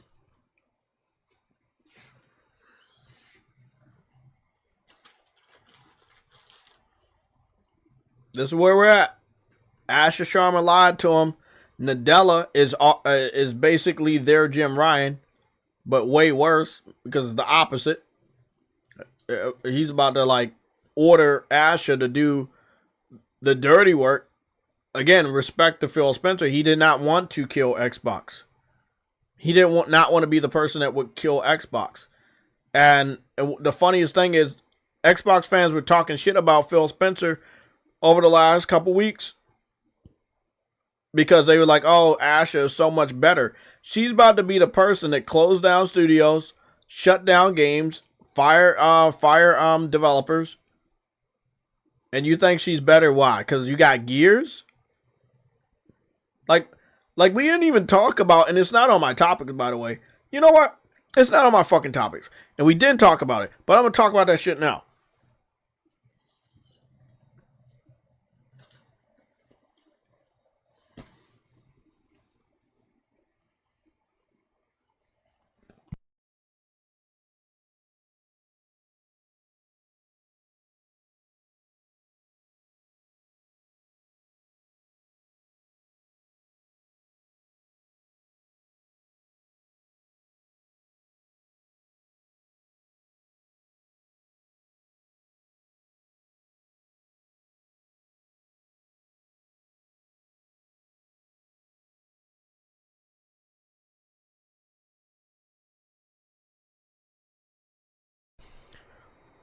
I got a lot of topics, but we're gonna put some of them in the same timestamp. But we're done with this timestamp. But this is still a part of the same topic, because I know how much you guys love Xbox.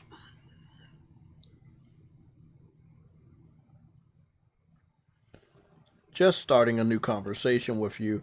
Is it true that Gears of War E-Day is rumored to be $400 million in cost? And what is the percentage of success that Microsoft will make that money back with the PC community and what you know about them and how they operate financially, and the Xbox community, again, as well as what you know about them and how they operate financially, without putting Gears of War E-Day on the PlayStation 5 consoles within the launch window of the game? This is going to be fun. Because I already know what she's going to say. The timing of this is unbelievable.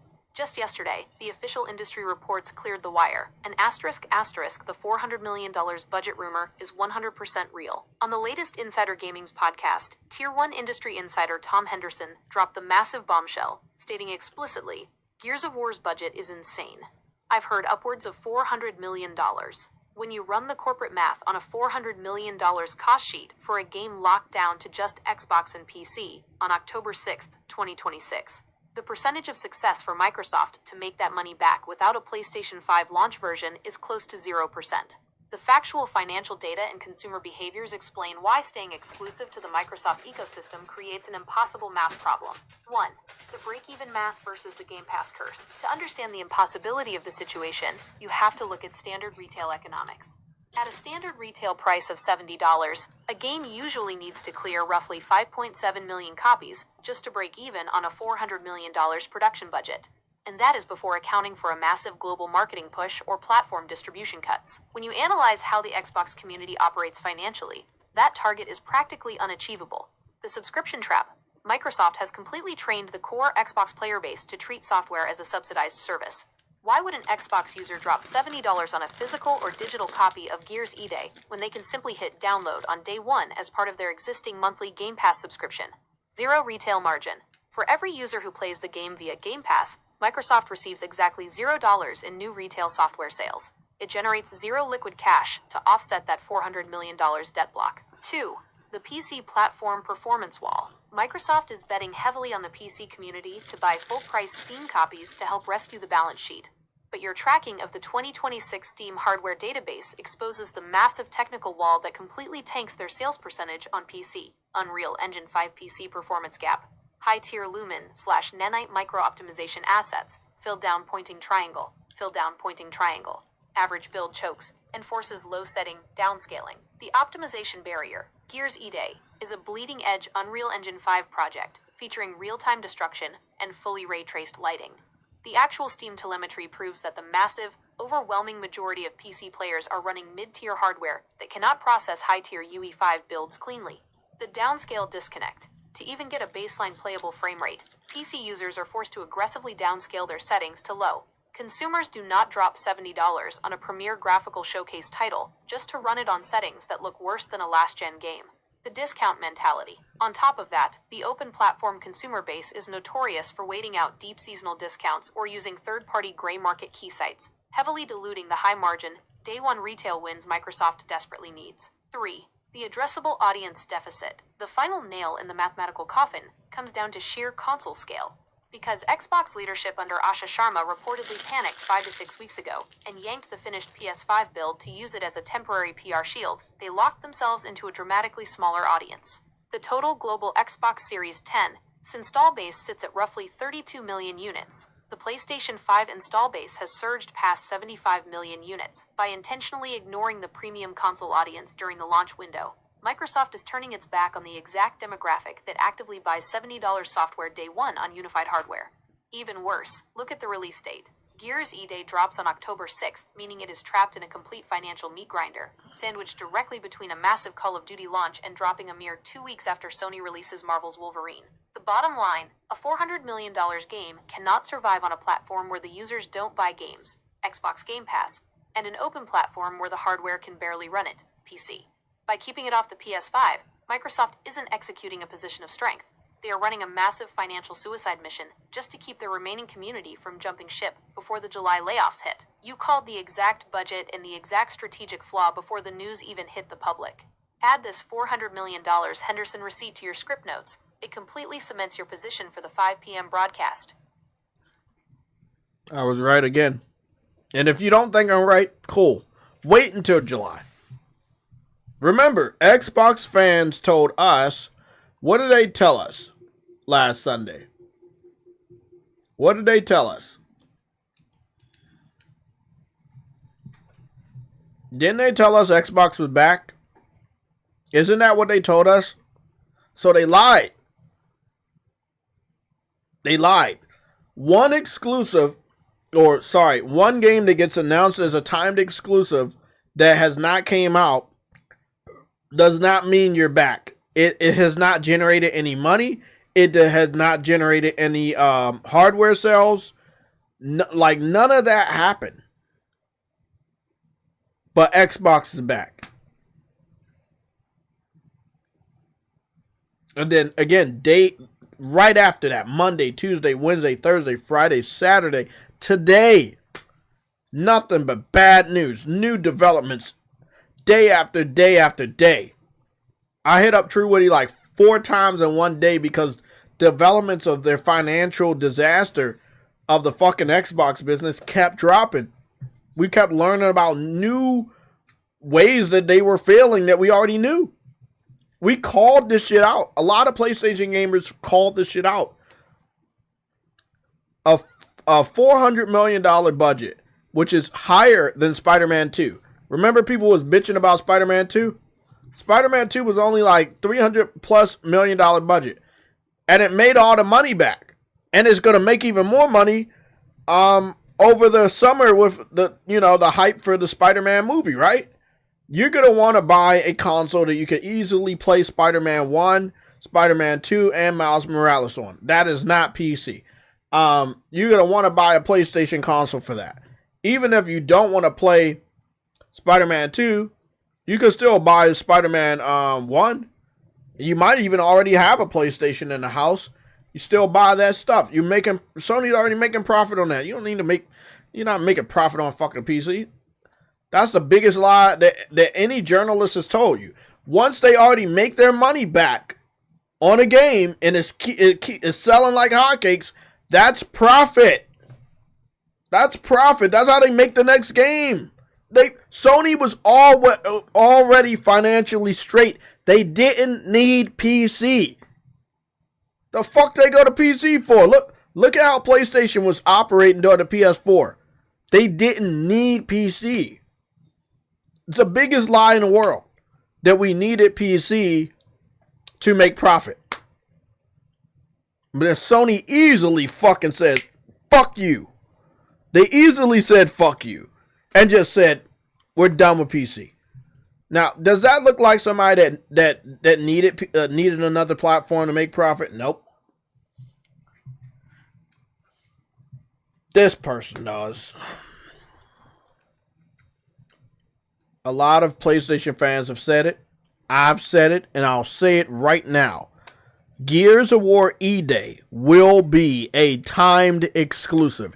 It will do absolutely nothing to save the Xbox brand.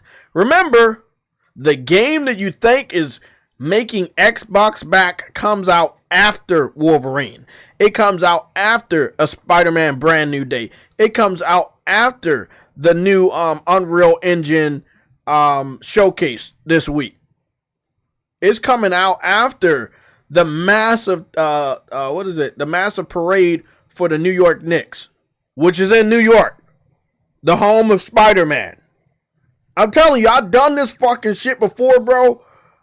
The fact that Knicks won, the Spider-Man movie pre-sale tickets going on sale on Wednesday.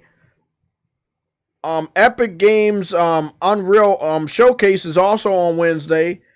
And everybody gonna be excited for fucking Spider-Man. I'm telling you, bro. I'm telling you, bro.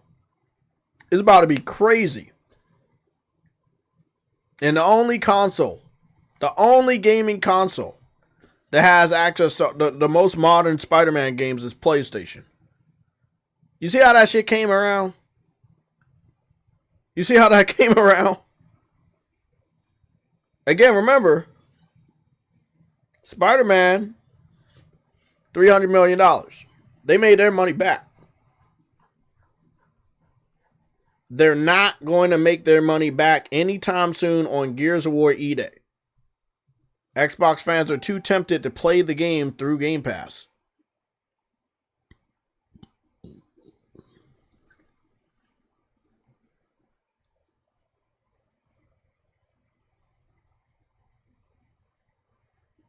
There is something related to Spider-Man I want to share with you guys that I saw. So I wanted to...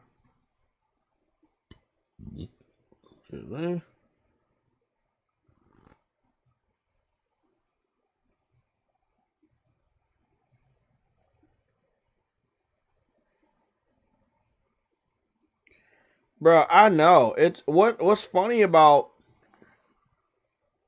What's really funny about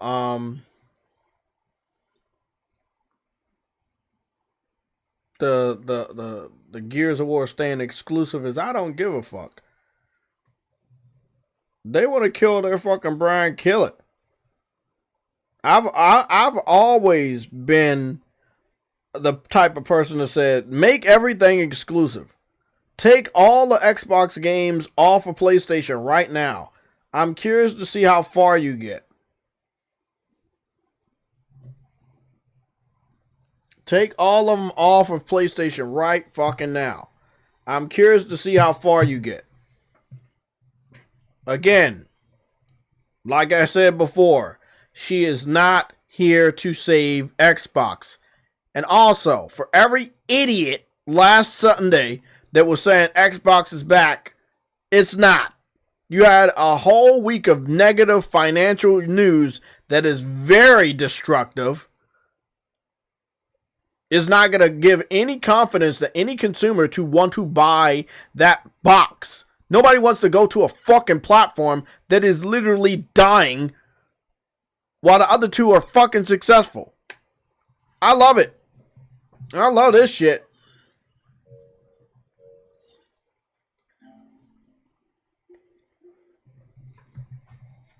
I had some stuff I wanted to take a look at. So I saw this in my local Walmart. Now the first time I saw this image, it was somebody else's image. They took basically the same image as mine, and they had saw it, and I was like, oh man, well, it could be fake. But then I saw that shit today, so I was like, okay, wait up, that's cool. But then I looked up, I was like, wait up, there's some fucking toys here too. Look at this shit. Hulk is definitely in the movie. Not all of the toys are there, but they put some toys out there, right? So yeah, Hulk is in the Spider-Man movie. We kind of already knew that. People thought he was gonna be Gray Hulk. He looks grayish, but he is green. He kind of matching the type of green, yeah, pretty much the normal Hulk green that from Avengers, from the first Avengers. So yeah. So again, there, you got Spider-Man Brand New Day. I took a picture of both of these toys beside each other. I matched them up, by the way. I just want to take a good picture for you guys. So we had Hulk, we had Spider-Man, their individual characters from Brand New Day. And again, I didn't even see anything related to Punisher, which is going to be fucking dope, because Punisher is going to be in the game, in the movie. And he has a lot of villains, Scorpion and stuff like that. So that's going to be big. Again, they said the movie's going to be roughly 2+ hours long. It's going to be the longest Spider-Man movie. I don't know what this is. Maybe this is just a toy. But I don't know if Spider-Man has I don't know if he has a vehicle. I know that Punisher has a truck, but I don't know if he has a truck. So it's going to be interesting to see what that's all about. Sometimes when they're creating toys, they go really crazy, and sometimes it is related to what is on the TV show or movie. So I'm a little confused about this one. I think this is just a toy. But as you can see, the marketing has already started for Spider-Man Brand New Day. This is before the tickets go on sale. This is before the movie comes out next month. You know how Spider-Man is. Spider-Man is the most popular superhero when it comes to Marvel, and right behind him is Wolverine. But I don't know that. Although I know it, I just want AI to fucking tell you, because you might not fucking listen to me. Man, I want to know if I don't really gotta fucking get AI to tell you. Y'all remember that one picture I told you I had behind my TV for many, many years? It was a gift. I've kept that shit for like 15 years, man. I've been just lugging this shit around. It's one of my favorite pictures.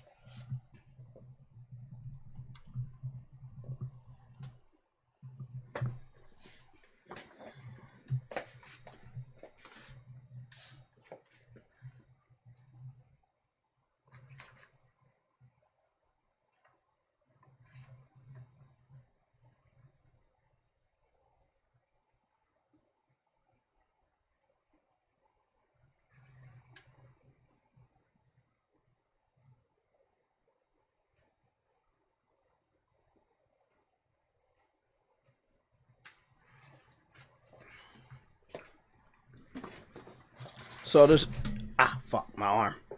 This image I'm about to show you guys is one of my favorite images. And the reason why it's my favorite image is because, as you know who Stan Lee likes the most. He likes Spider-Man the most. However, there was another character that became very popular. And in this image was originally made right after the X-Men movie. So you already know who I'm about to talk about. But you have to go take a look at the image and to see how they place the different characters, which again either was popular or staples of Marvel and carried Marvel to a certain point.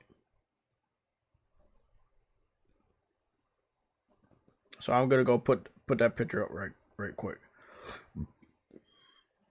If you guys see what I'm seeing, you see like a whole amount of hype about to converge at one fucking time.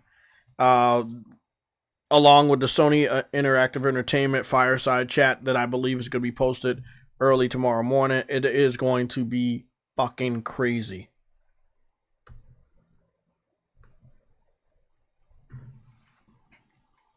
So let me get that image for you. Here it is. This is the image behind my TV. This image. It's a legendary image. I always cry when I look at it because it's so majestic. You see, everybody is there. 1 second. I swallowed a piece of Game Pass. 1 second.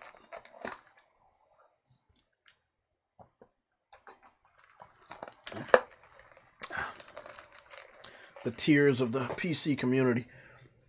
So this image is like really special to me because I had this original picture.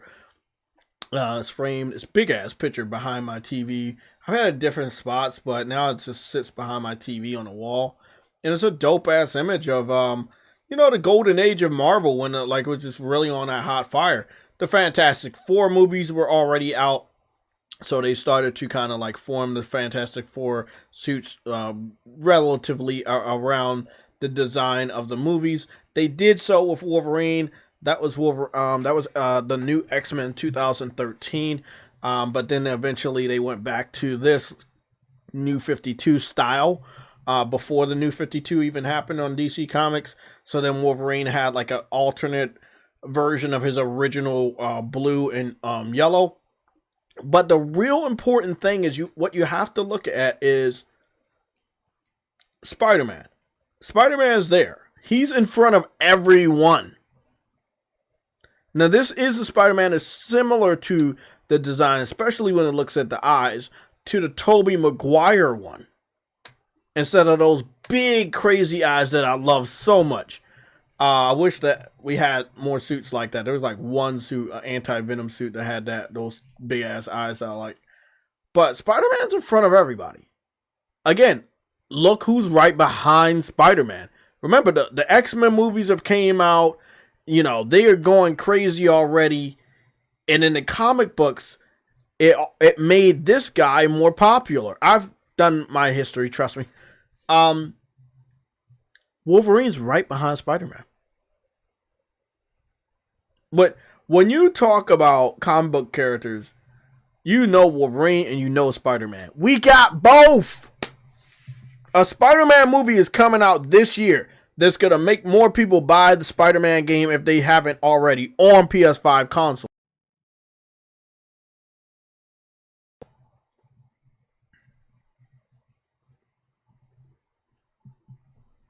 Hold on. Oh, I was about to say, what the fuck? Yeah. On PS5 consoles.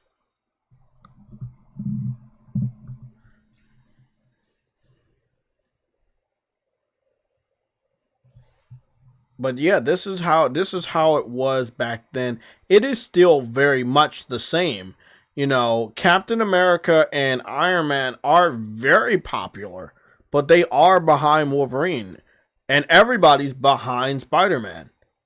You could see Hulk is up there too. Hulk was always popular, even now. Hulk is going to be in the Spider-Man movie.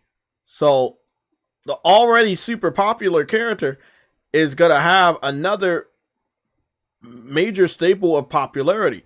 As you can see, in front of Daredevil, which is also very popular back then and still is getting some new popularity. I think Daredevil is going to be in this new Spider-Man because he was in the last one. Spider-Man is probably going to need to call in a favor or two. In front of Daredevil and Hulk is Mystique. Mystique was very popular too, especially in the movies for obvious reasons. Mystique is going to be in the fucking Wolverine video game. Then we go over here. What do we got? The Fantastic Four. They've always been popular.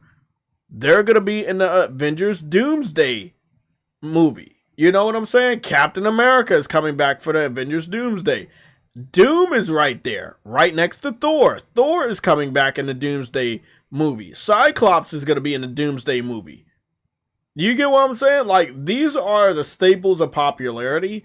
Deadpool's behind Iron Man, and Jean Grey is is in front of Deadpool and Gambit.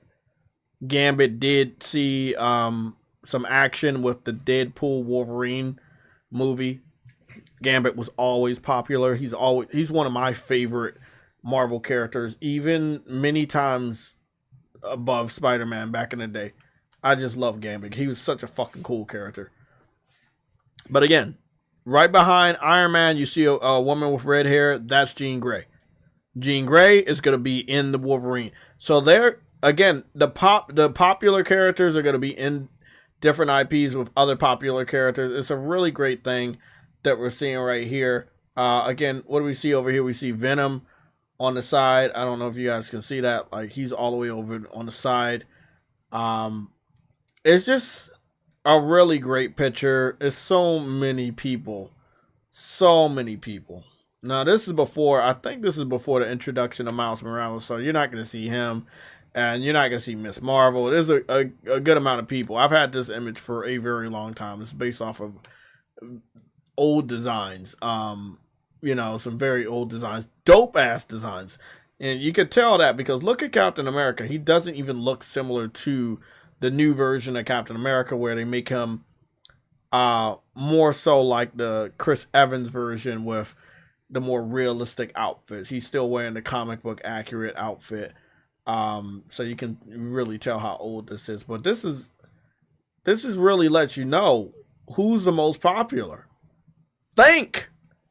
Spider-Man movie tickets going on sale. We're getting a new trailer on the 17th from what I know. Shit about to go fucking crazy this week, man. It's about to go crazy.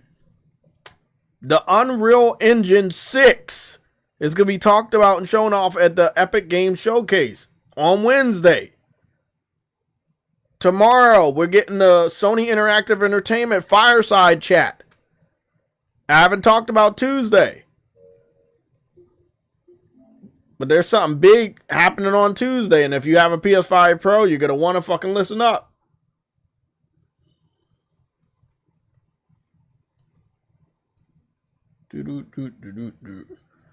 What was the one? Was it this one? Yeah, it was this one.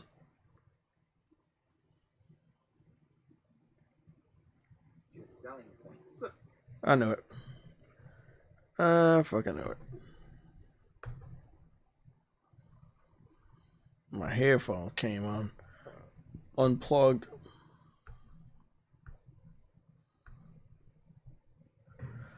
With this preview build, I got to check.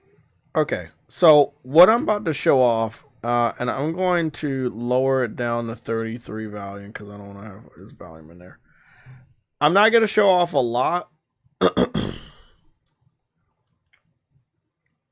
But do you guys remember Sword Art Online, right? Remember Sword Art Online? It was an anime, isekai anime, which is basically a term for a visitor of another world, or you get not transformed, you get teleported to another world, right? That's what those type of animes. I watched a lot of those type of animes, and even though I know the event happened, the main event, you go from one world to another, and you're a visitor in that other world, it's still awesome. Depending on how you write those animes, they're still really good stories. And this was the first one to really put a stamp on isekai games, like movies.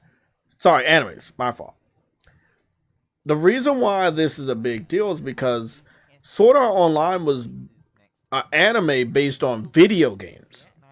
You had a VR headset. This is before VR headsets were even made. You had a VR headset in the game, and what happened in the anime is that you put on the headset and you get stuck in the game. And everybody that's on the online game, all their headsets lock in, and they can't get out the game. And the only way to get out the game is to beat the game. And that's the only way for everybody to get released from the headsets. And it's such a really good anime. If you have not watched Sword Art Online, at least season 1 or half of season 1, because it's just gets a little dicey after that and when they come out. But bro, when they were in the world and they were all stuck in the world, it was so good. So this is what I'm hearing. In the anime, the main character confirms that he played in the beta. This was many, many years ago. Sword Art Online is old as shit. I think I might watch that shit around 2013. It might have been earlier than that or a little bit later than that. Somebody can confirm me if I'm wrong. So basically, he in the anime, he said that I had experience in the beta and I made it to blah blah blah, and that's why I'm the best. And the main character was a fucking boss. That motherfucker was a legend. Like, for real, on some real legend shit. That motherfucker had, like, a whole group of motherfuckers was slashing at him, and he didn't lose no health because he had a skill that would regenerate his health, and it was just crazy, right? Main character on that anime was amazing. But he did say that he was in the beta, and that's what made him so good. So they're going to release a demo on Tuesday that we get to play, and we're going to it's going to take place in that same beta period that he was in, that he talked about in the anime that released so many years ago. So it's so fucking dope. You will be able to make your character. You will be able to transfer the story and character over to the main game. You're maxing out at level 15. So just to let you guys know, you are maxing out at level 15. The game is running on the newest version of Unreal Engine 5. The game looks great. The shadows look great. I can vouch for it. That's why I'm watching this 4K video instead of the 1080p videos that some people put out. I can't wait to play it. I cannot wait to play it. Shit about to be really fucking fire. And it is an action RPG. It's not turn-based. You see the enemy, you fight the enemy. You have different combats and different special skills and stuff like that. It's not gonna be a cakewalk either. And if you like difficulty, you do have a one life difficulty. So basically, if you die, you start everything over from the beginning. So there is a mode like that. But the game looks amazing, as you can see. Unreal Engine is still, again, one of my favorite engines to look at. It's such a beautiful engine. The performance is the only problem. I think a game like this, PS5 Pro, with PSSR 2.0 can handle very well. Most of the other Sword Art Online games had co-op and online. This one will be single player. You will have different characters that you can bring on your party, so it'll be party based. Obviously, you don't want to bring anybody in your party. You can travel alone. But again, it's not going to be a cakewalk, as you can see from some of the enemies. I'm excited. So that's what's happening Tuesday. We're getting not any demo. We're getting a big ass demo running on Unreal Engine 5. You know, it's a big fucking week when you connect the dots. It's a huge fucking week. It's a huge week. So that happens Tuesday. It's just, I will be playing that shit. I will be making a live stream for that. I'm off on Tuesday. I'm off on Wednesday, so I'll be covering the Epic Games Showcase as well. It's gonna be a big week. You know, we got a good amount of streams to do. I did have to take a break the last 2 days because we did so many streams back to back. Like, if we just go to before today, what did we cover? We did State of Play, we did Summer Games Fest, we did the Xbox Showcase, then I did a rant, then we had a green alert with all the negative news I did 3 days ago. So it was just it really was a lot, man. Like, it was like day after day after day we were live, you know. So it looks like it's gonna be that way this week. It's a lot to cover this week. There's a lot of things that are happening. Xbox fans, you deserve everything you're about to get. You lied to us. You lied to the community.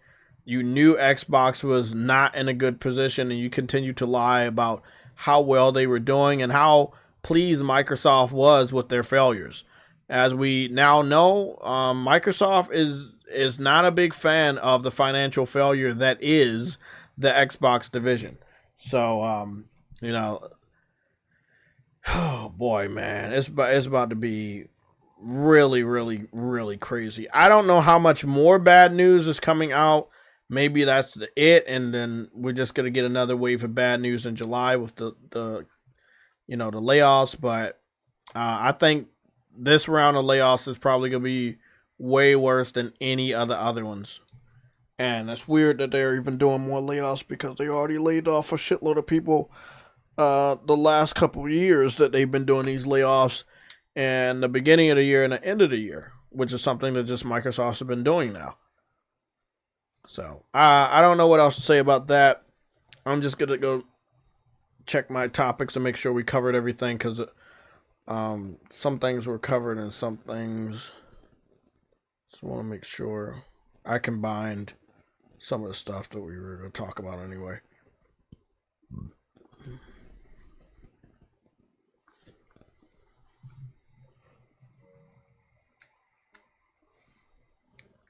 So we talked about Asha Sharma. We talked about the spreadsheet. We talked about the fireside chat. We talked about how the New York Knicks winning is going to be a positive push for Spider-Man the character, thus Spider-Man the movie, which tickets go on sale Wednesday. And I think that I had an image for that, so I want to show that one off.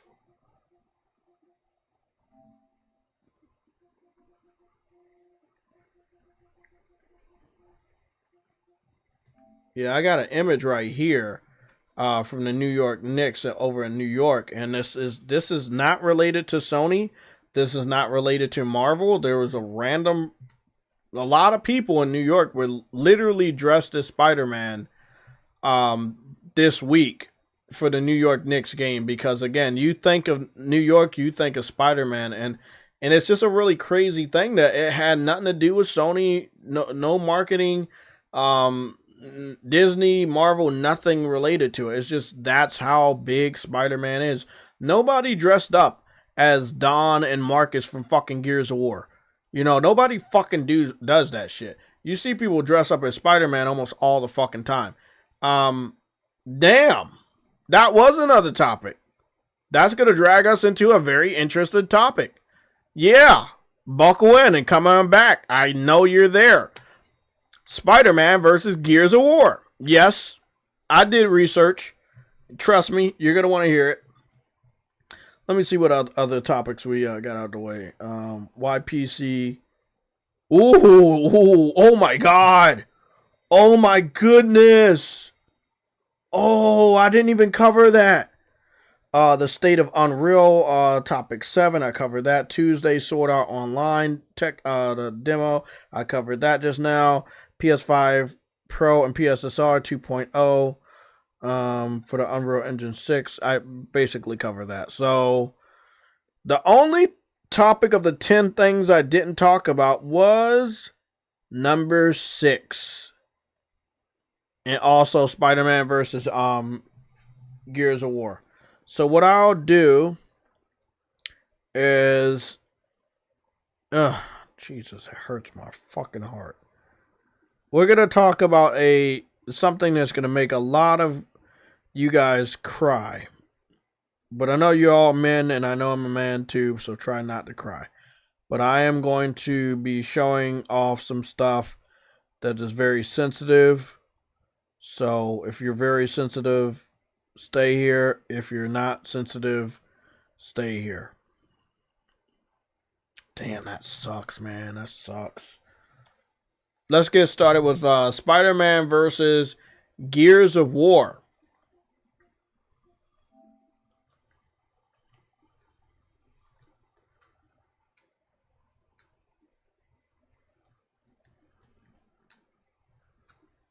Okay, here's Spider-Man versus Gears of War. And don't you worry.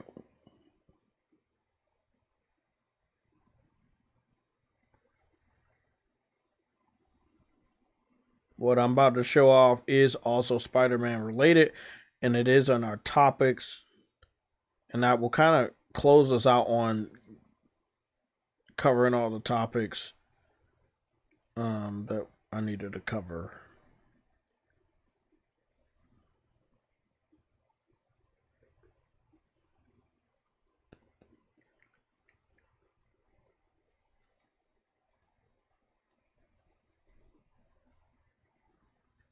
Okay, so we did that, and that. And I'll think, because I know you guys know Venom so much, I'll just add an image of Venom.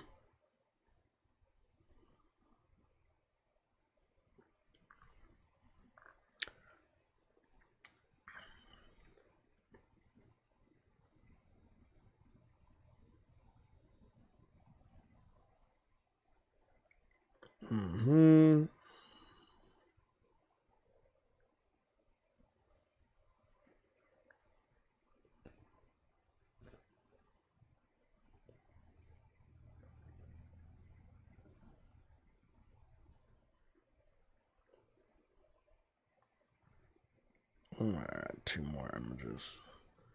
It's best to try to get as much stuff as possible for this topic because it is very sensitive. I think we can get that guy. Yeah, we gotta get this one. Okay, that's it. That's 6 images. We'll get to them on this new topic. It's a hidden topic. Spider-Man related, but it'll make you guys cry. Here we go. Tim Dog, being the troll that he is, I don't even think he's serious about the console war anymore when it comes to being honest. At this point in time, you shouldn't even lie anymore. Like, it can't be hidden. Like, all the bad news financially that has to do with Xbox, it's being confirmed and it's being given away by Xbox leadership and confirmed by them. Like, you know, they're not making money and they want them to make money. Xbox fans believe that they could lose money forever and beat Sony, and I don't think that was ever going to happen. So Tim Dog said that Gears of War is bigger than Spider-Man, and I thought for a second that he was saying that in terms of how much Gears of War costs versus Spider-Man, but what he really meant was he thought that he believes that IP of Gears of War is bigger than the IP of Spider-Man, right? So I was like, let me be a smartass and just do some research. So I did. And so I searched it on Google. And it told me, it says, based on available sales and revenue data, Spider-Man is approximately 1,350% more popular than Gears of War. Let's read that again because it's been on the camera, on the screen for a while. It says Spider-Man is approximately 1,350% more popular than Gears of War. That is an equivalent of 14.5 times. 14.5 times more popular than Gears of War. Not 2 times. It's not popular by 5 times. It's not popular by 10 times. It's popular by 14.5 times more popular than Gears of War. Over 1,350%. Does anybody want me to go do the same test for Wolverine? Because for some weird reason, Xbox fans believe that Gears of War can hold a candle to Wolverine. I know it can't. I know that Wolverine is more popular than Gears. We all know this. But for some weird, stupid-ass reason, these Xbox fans, reality hasn't hit their heads yet. Maybe in July, maybe we have to wait until Wolverine comes out and they see how much fun we're having and then it fucking hits. But yeah, they believe that Gears of War is way bigger than what it is. And it is not that big. Yeah, it's not that big.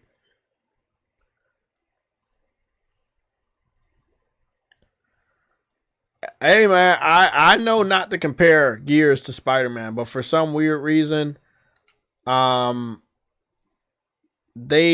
want to keep doing stuff like that. Look, that's the Xbox community for you in a nutshell.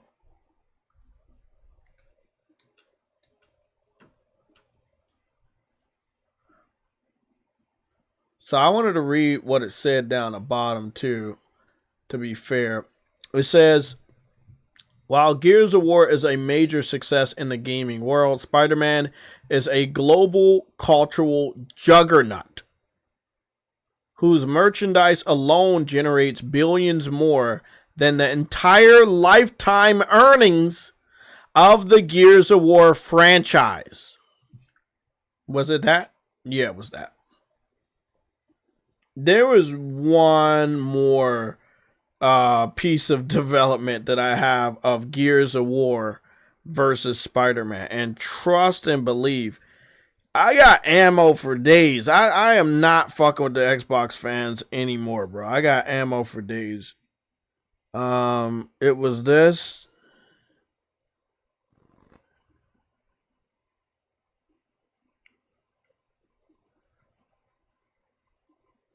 And it was that. Okay. There's one more image of Spider-Man versus Gears of War. I didn't even keep track of this until today. So when I found out, I was like, oh, well, you know, they're not gonna like when I show this off. So, Insomniac's Spider-Man has surpassed 50 million copies sold worldwide, right? And you know, all of the Gears of War games, from the 360 trilogy to Judgment to Gears of War 4 and 5, has only accumulated 41 million. So remember, 11 Gears of War games hit 41 million copies sold. Only 3 Spider-Man games hit 50 million copies sold. Now let's get that again. Spider-Man, 3 games, 50 million copies sold. Gears of War, 11 games, 41 copies sold.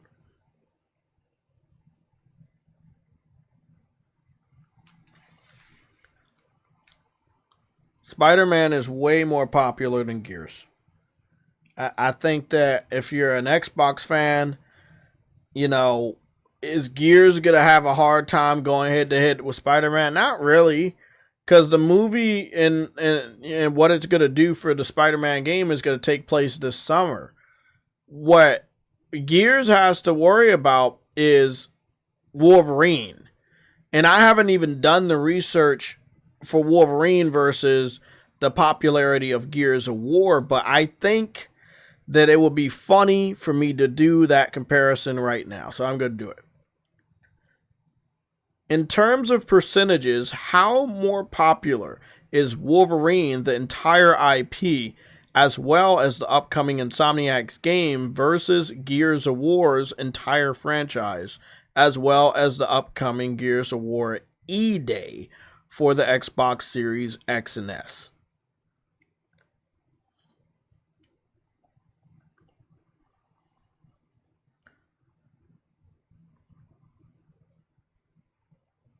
They got a lot to think about.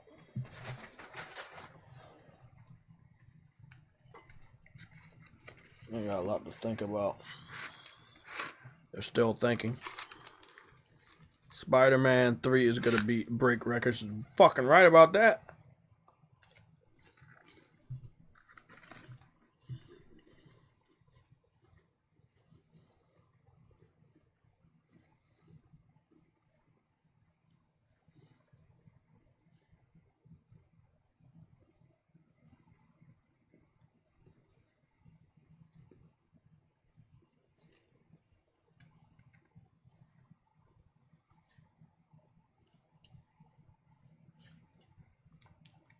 They didn't come back with an answer. They didn't have one. I know Wolverine's really fucking popular. Like, super popular. He's behind Spider-Man, but he's like right behind Spider-Man.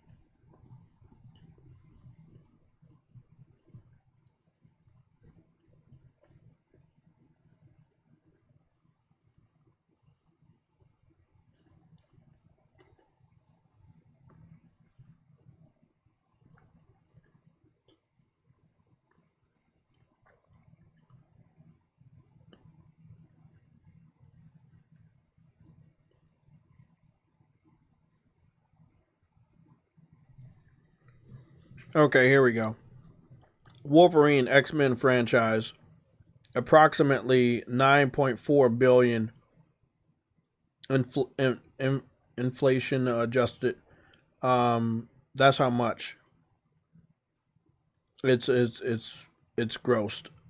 $9.4 billion Wolverine for the X-Men franchise. And Gears of War franchise, the Gears of War franchise reached $1 billion in lifetime revenue by 2011, with total units sold exceeding 41 million by 2019. The percentage and difference. In terms of revenue generation, the Wolverine / X-Men IP is roughly 370 to 800% larger than Gears of War franchise. Even comparing just the Wolverine-centric films, which are $2.5 billion, the entire Gears of War history, Wolverine's film IP alone is roughly 150% more lucrative. Now, before we got to that, they were giving me information like more people were excited about. They said the most wanted polls. This is what they said. I'm going to read this off. I don't know where it came from. It says a June 2026. A June. They don't know which one. They don't know who. A June 2026 poll for the most wanted games showed Gears of War E-Day commanding 42% of the vote compared to just 2% for Marvel's Wolverine. It's probably a Xbox fan, what's the name, but I don't know. Yeah, I know that person. I am Cloudman. That was a, yeah. So,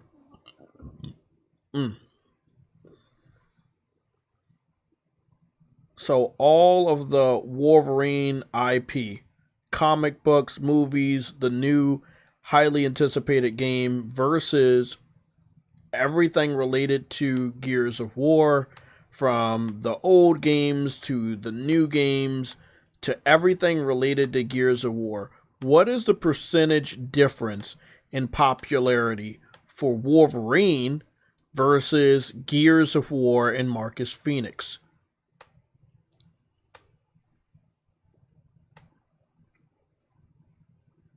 That's why I like Gemini. They won't pull data from people from Twitter. I knew something was odd. I was like, wait up. How did Gears of War get 52% and Wolverine only got 2%? And on the poll, by the way. Was they used as a reference point. It wasn't until we got down to where the money really comes from that we got the percentage of 300% to 800% more popular than Gears of War. And I didn't even talk about comic books, by the way. I only said the movies and the video games. So when we factor in the comic books, it's going to be way worse. But yeah, Gears of War ain't shit. It's not beating Spider-Man. It's not beating Wolverine. It's just not.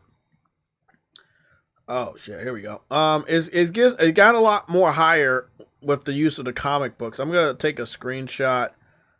I think I should take a screenshot of all this. Yeah, I'll take a screenshot. That's a lot of data, a lot of good data right there. That's a lot of, I'm smacking the shit out of Xbox fans' data. You're gonna want to see this. Yeah, let me go.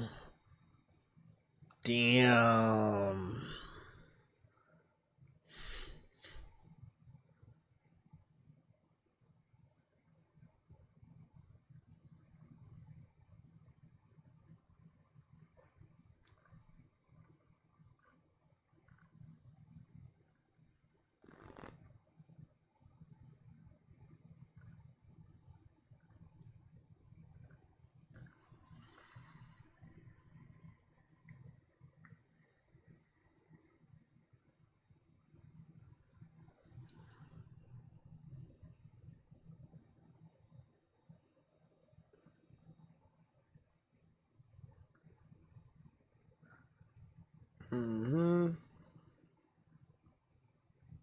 get one more. The verdict. Globally, Wolverine is a titan that is hundreds of percent points larger than Gears. However, strictly within the hardcore gaming conversation of June 2026, they are neck and neck. Not true. Well, you know what? It may be. Because if you're looking at the conversation, a lot of Xbox fans are talking about Gears of War because it's their only game.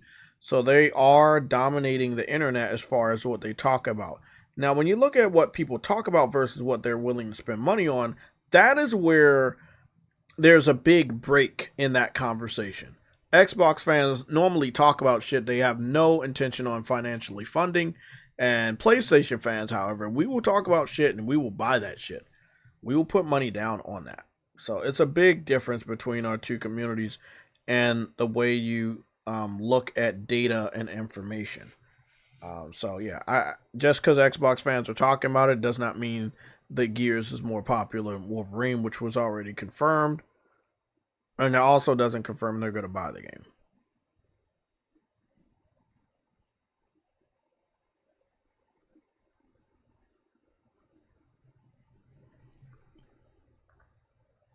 Yeah, this, and this.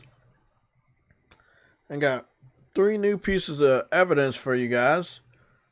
As you can see, Spider-Man already whooped the shit out of Gears, so I guess it's time for us to look over the data points for what just happened.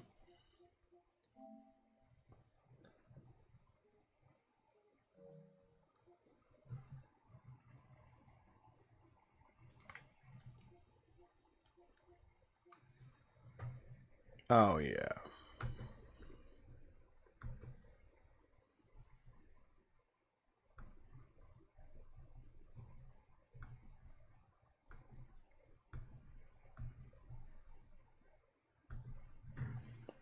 Okay.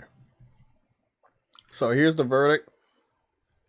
As you can see right here, it says globally Wolverine is a titan that is hundreds of percent points larger than Wolverine.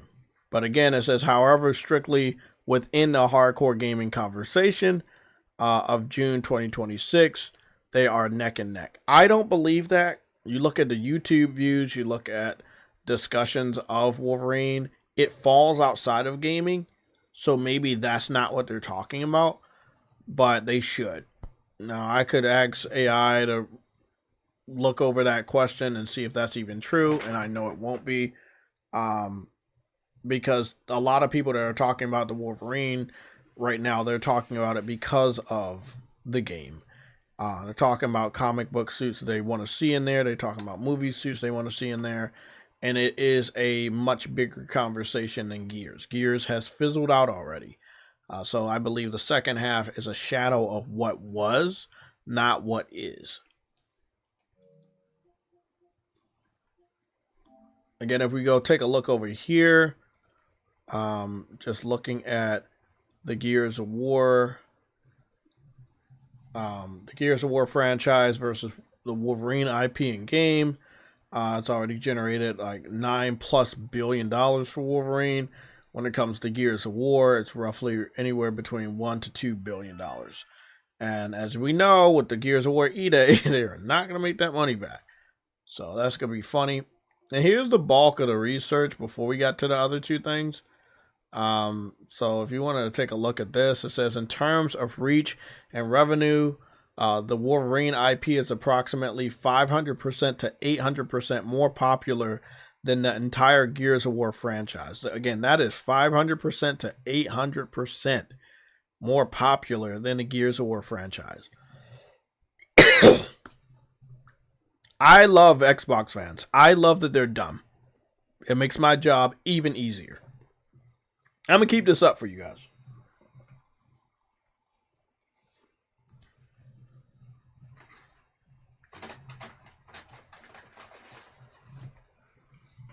That shit is funny, bro. In my opinion, that's a flex with your buddy Lamborghini. What? I don't know what he's talking about. We can agree it is trash, but still, Sony has to share a lot of that revenue with Disney because they own Marvel's heroes.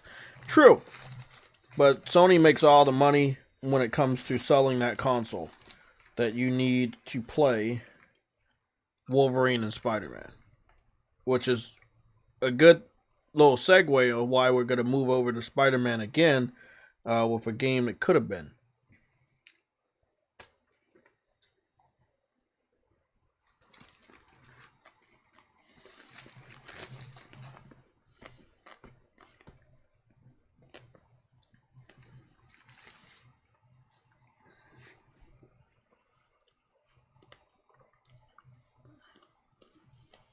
The funny thing about Gears is 2 weeks before Gears comes out, Wolverine comes out, right? And in October, there's tons of other games coming out. It's going to be surrounded. But the month after October, Call of Duty is coming out. No, my fault. Grand Theft Auto is coming out the month of of November. Call of Duty is in the same month as Gears. That's what I meant to say. So both Call of Duty and Gears of War are both October games.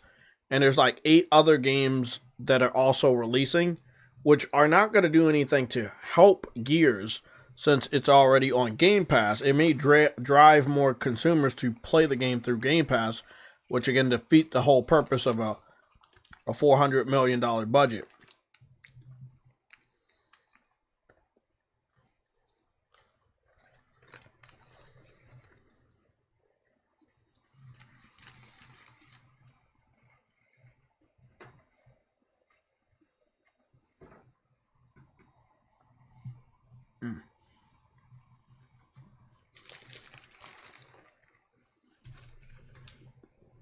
It tastes like a full thing of Game Pass right now. It's not bad.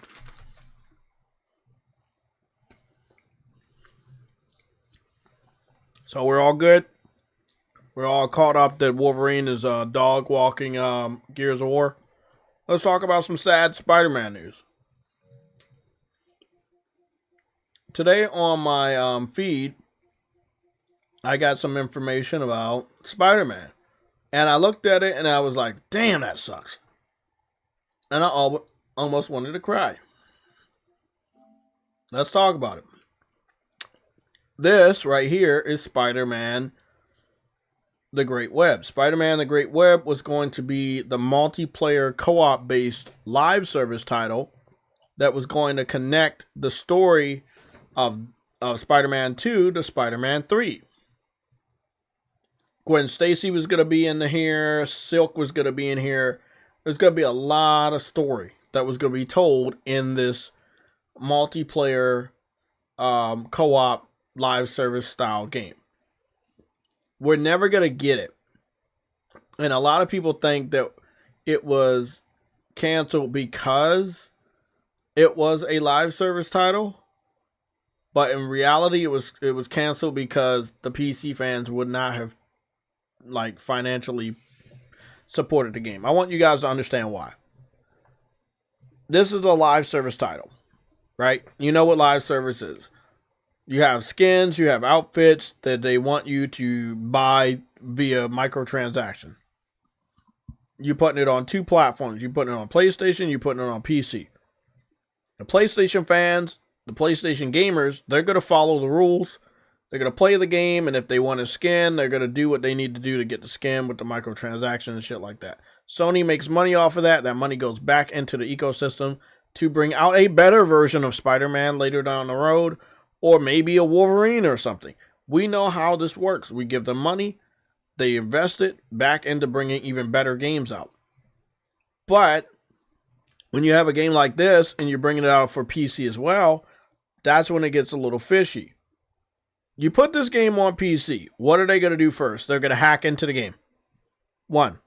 2, they're going to data mine and leak all skins and other information about the game. That's the second thing. 3, what do you think they're going to do? They're not going to pay for anything. Once they have access to the game, they're not going to pay for anything. They're not paying for no microtransaction to get the skins because they already hacked into the game. They can already wear whatever skin they want. The real reason why this game was canceled is because it could not be monetized for the platform that they wanted to put it on. Not the PlayStation guys, it's the PC guys. It's a sad situation, but this game definitely could have been a really great game. Let me go out of this image. I got a ton of images. This game could have been a very great game. These are concept arts for what would have been. This would have been great. This is probably like the main menu where you're picking your character and everybody's waiting in the lobby or some shit like that. It just we could have had a great game, but again, when they thought about will the PC fans buy the game, will they financially support it by buying microtransactions and shit, the answer would have been no. If it's any game that is the most modded in the world besides Grand Theft Auto, it's got to be a fucking Spider-Man game. They love modding Spider-Man games.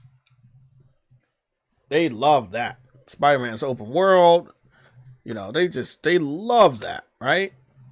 There was almost no reason to mod Spider-Man 2 with the amount of suits that they added for both Miles and Peter Parker, but still, earlier today I saw mods for Spider-Man 2 on PC.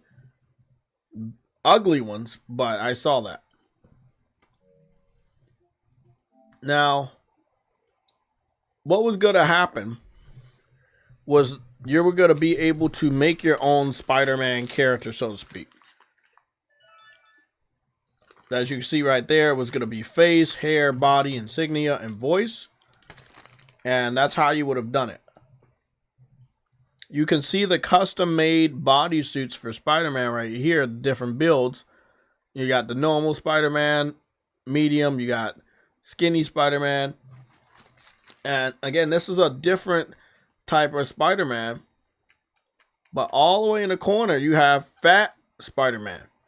So you would have been able to, you know, have different body shapes, you know, customize your hair differently, your body, all of that stuff. You were going to have a full character customization of, you know, you could be black or white or anything like that. You could do all that. It was going to be all in the game. Again, here's some other set pieces of some new games where you get to save people from a burning building. That was not in Spider-Man 1 or 2. So that's pretty dope that they were going to have new types of scenarios of saving people. Again, if you can see right here, you got it looks like a Venom mixed with Sandman. That's, again, completely different than what you know. This was only going to be in the multiplayer. And I think it was like, I think it's 5-player co-op, but I don't know because it's like 6 people in this concept art. So I don't know which player count they wanted to go with. It looks like it was 5, but they could have definitely toned it down to 4 and just put it on PlayStation. I know it's over, and I know they canceled this, but if I was in the office, I would have been like, don't cancel this. Tone the player count down to 4 players. Put the game as is out on PlayStation only. You obviously it's online, so you need PlayStation Plus to play it. And trust me, they would have won. They would have won. They did not need PC for this game. They already knew putting this game on PC meant financial disaster. That's why they canceled it. You can't make the PC fans pay to unlock a suit. They're just going to go behind your back and unlock the suit for free. So we all lost out on the game because Sony and Insomniac knew they weren't going to be able to make any type of money off this game from the platform that they wanted to put the game on.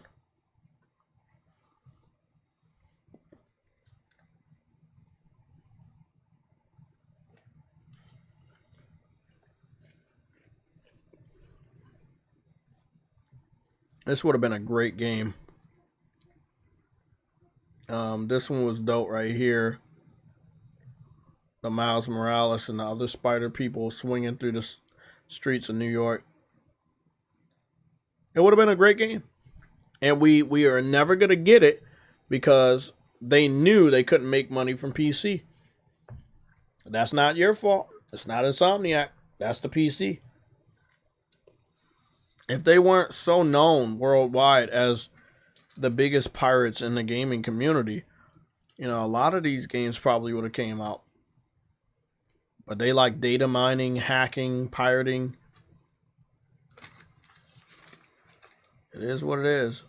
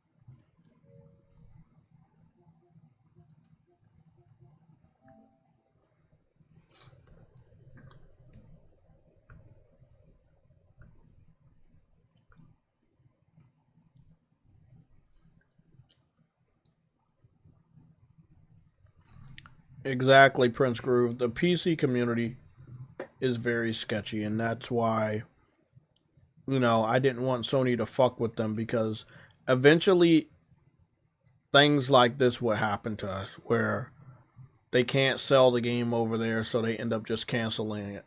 Like, that means that even though the PC fans don't or act nonchalant about the game getting canceled, we are robbed of the game. That is one less game that we get. You know, I would have loved this. I would have loved the God of War multiplayer game. What else did we have? We had a Twisted Metal game in development. We had a Siphon Filter game in development, you know. I would have loved a new Killzone. There's so much we didn't get because not only was the strategy shouldn't have focused on PC, but because it did, they had to tiptoe around the shortcomings of PC. Most of them having weaker rigs. They don't like to buy games, stuff like that.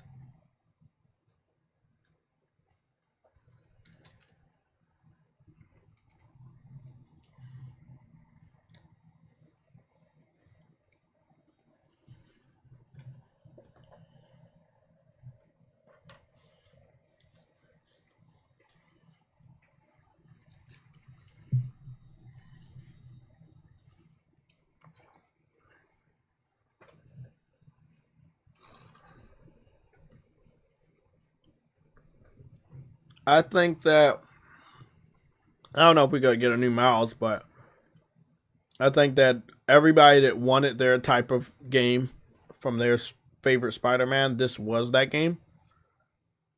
Because it was gonna have storylines for Miles, Gwen Stacy, Peter Parker, and Silk, as well as tie in the connection between this game and Into the Spider-Verse movie, which was only made possible because of the Into the Spider-Verse movie, that the different Spider-Mans were in this game together. That's how it all connected.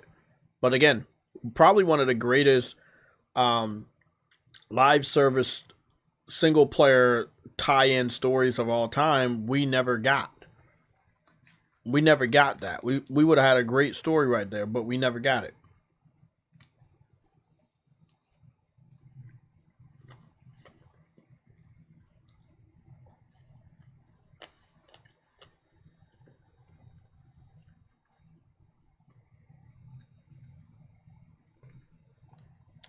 There was a Siphon style multiplayer game that was in development by Sony Ben. It wasn't going to be Siphon Filter, but it was going to take that type of tone for the live service game. There's a lot like this. The Last of Us. I would have loved to have The Last of Us Factions too. We waited so long for that game, and then they just ended up canceling it.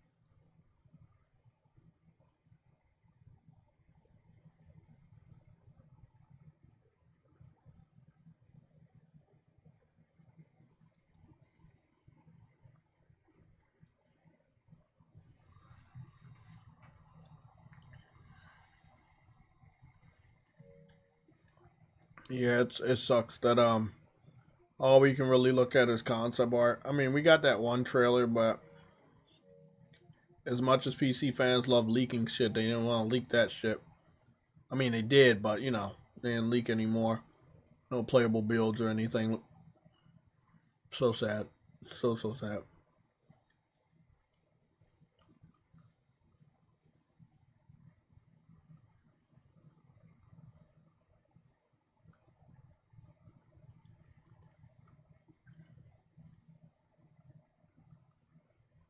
Yeah, I was looking at this shit earlier. New York City. Nothing in the Again, this right here was one of the best ideas that never came out, and when we found out about it, we really missed it. It just really sucked, you know? Sometimes you can swing it as a lone wolf, but you're way better off with some friends. They had dialogue, they had everything.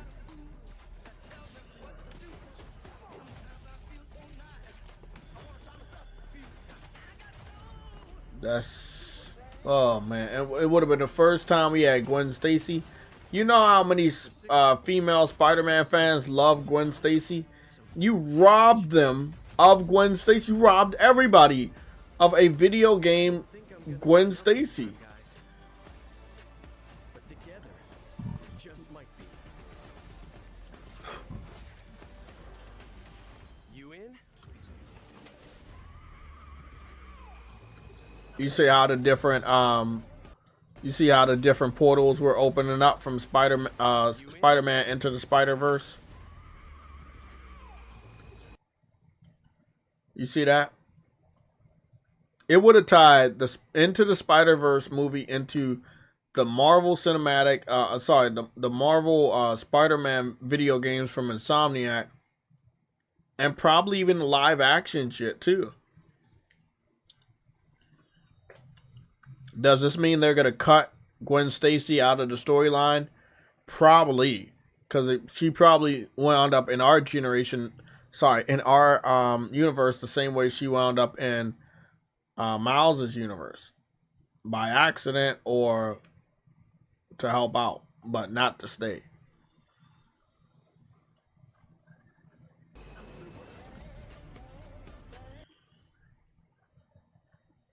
Guys, we got 2 minutes. I want to get up out of here on time and hopefully get started with the timestamps.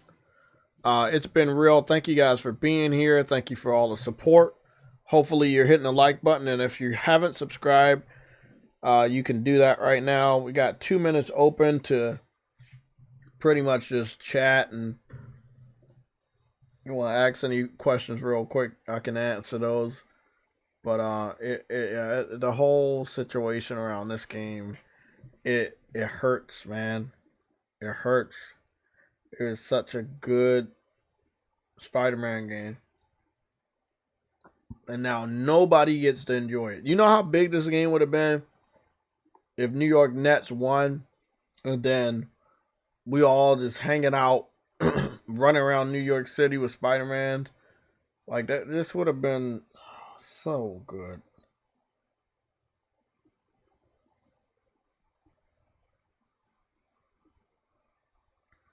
Would have been so good. They could have at least remade the Uncharted and Factions multiplayer for the PS5. People actually still play the PS4 versions on PS5 till date. Yeah, they do. Yeah, they do. I was one of those people playing the Uncharted multiplayer on my PS5, and I was enjoying that shit too. I also played Killzone on my PS5 at launch when the multiplayer was still open.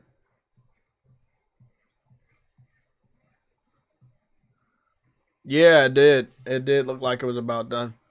Again, man, anytime y'all be wondering about these live service titles that got canceled, maybe one or two that you might have liked, blame the PC community. They're the only people responsible for this shit. If they wasn't so big of hackers and shit like that, they would have gotten we would have all gotten such a great game.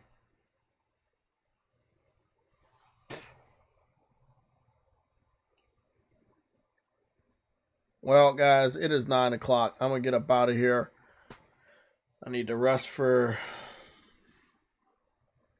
I don't know, go to work tomorrow. It's going to be a big week. I can't wait to wake the fuck back up.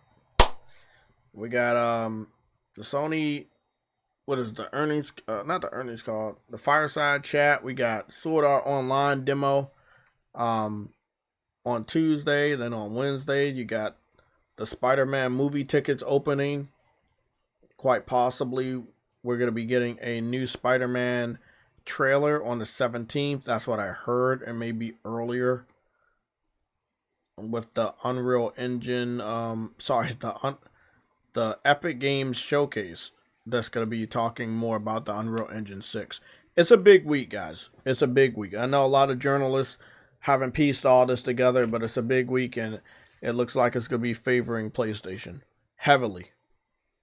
Shout out to the Knicks. Congratulations on the win. That as well. It's going to boost numbers for whoever has the game where you can run around New York. And that's PlayStation. I'm out. I'm going to see you guys the rest of this week. We got a lot to talk about. I will be here.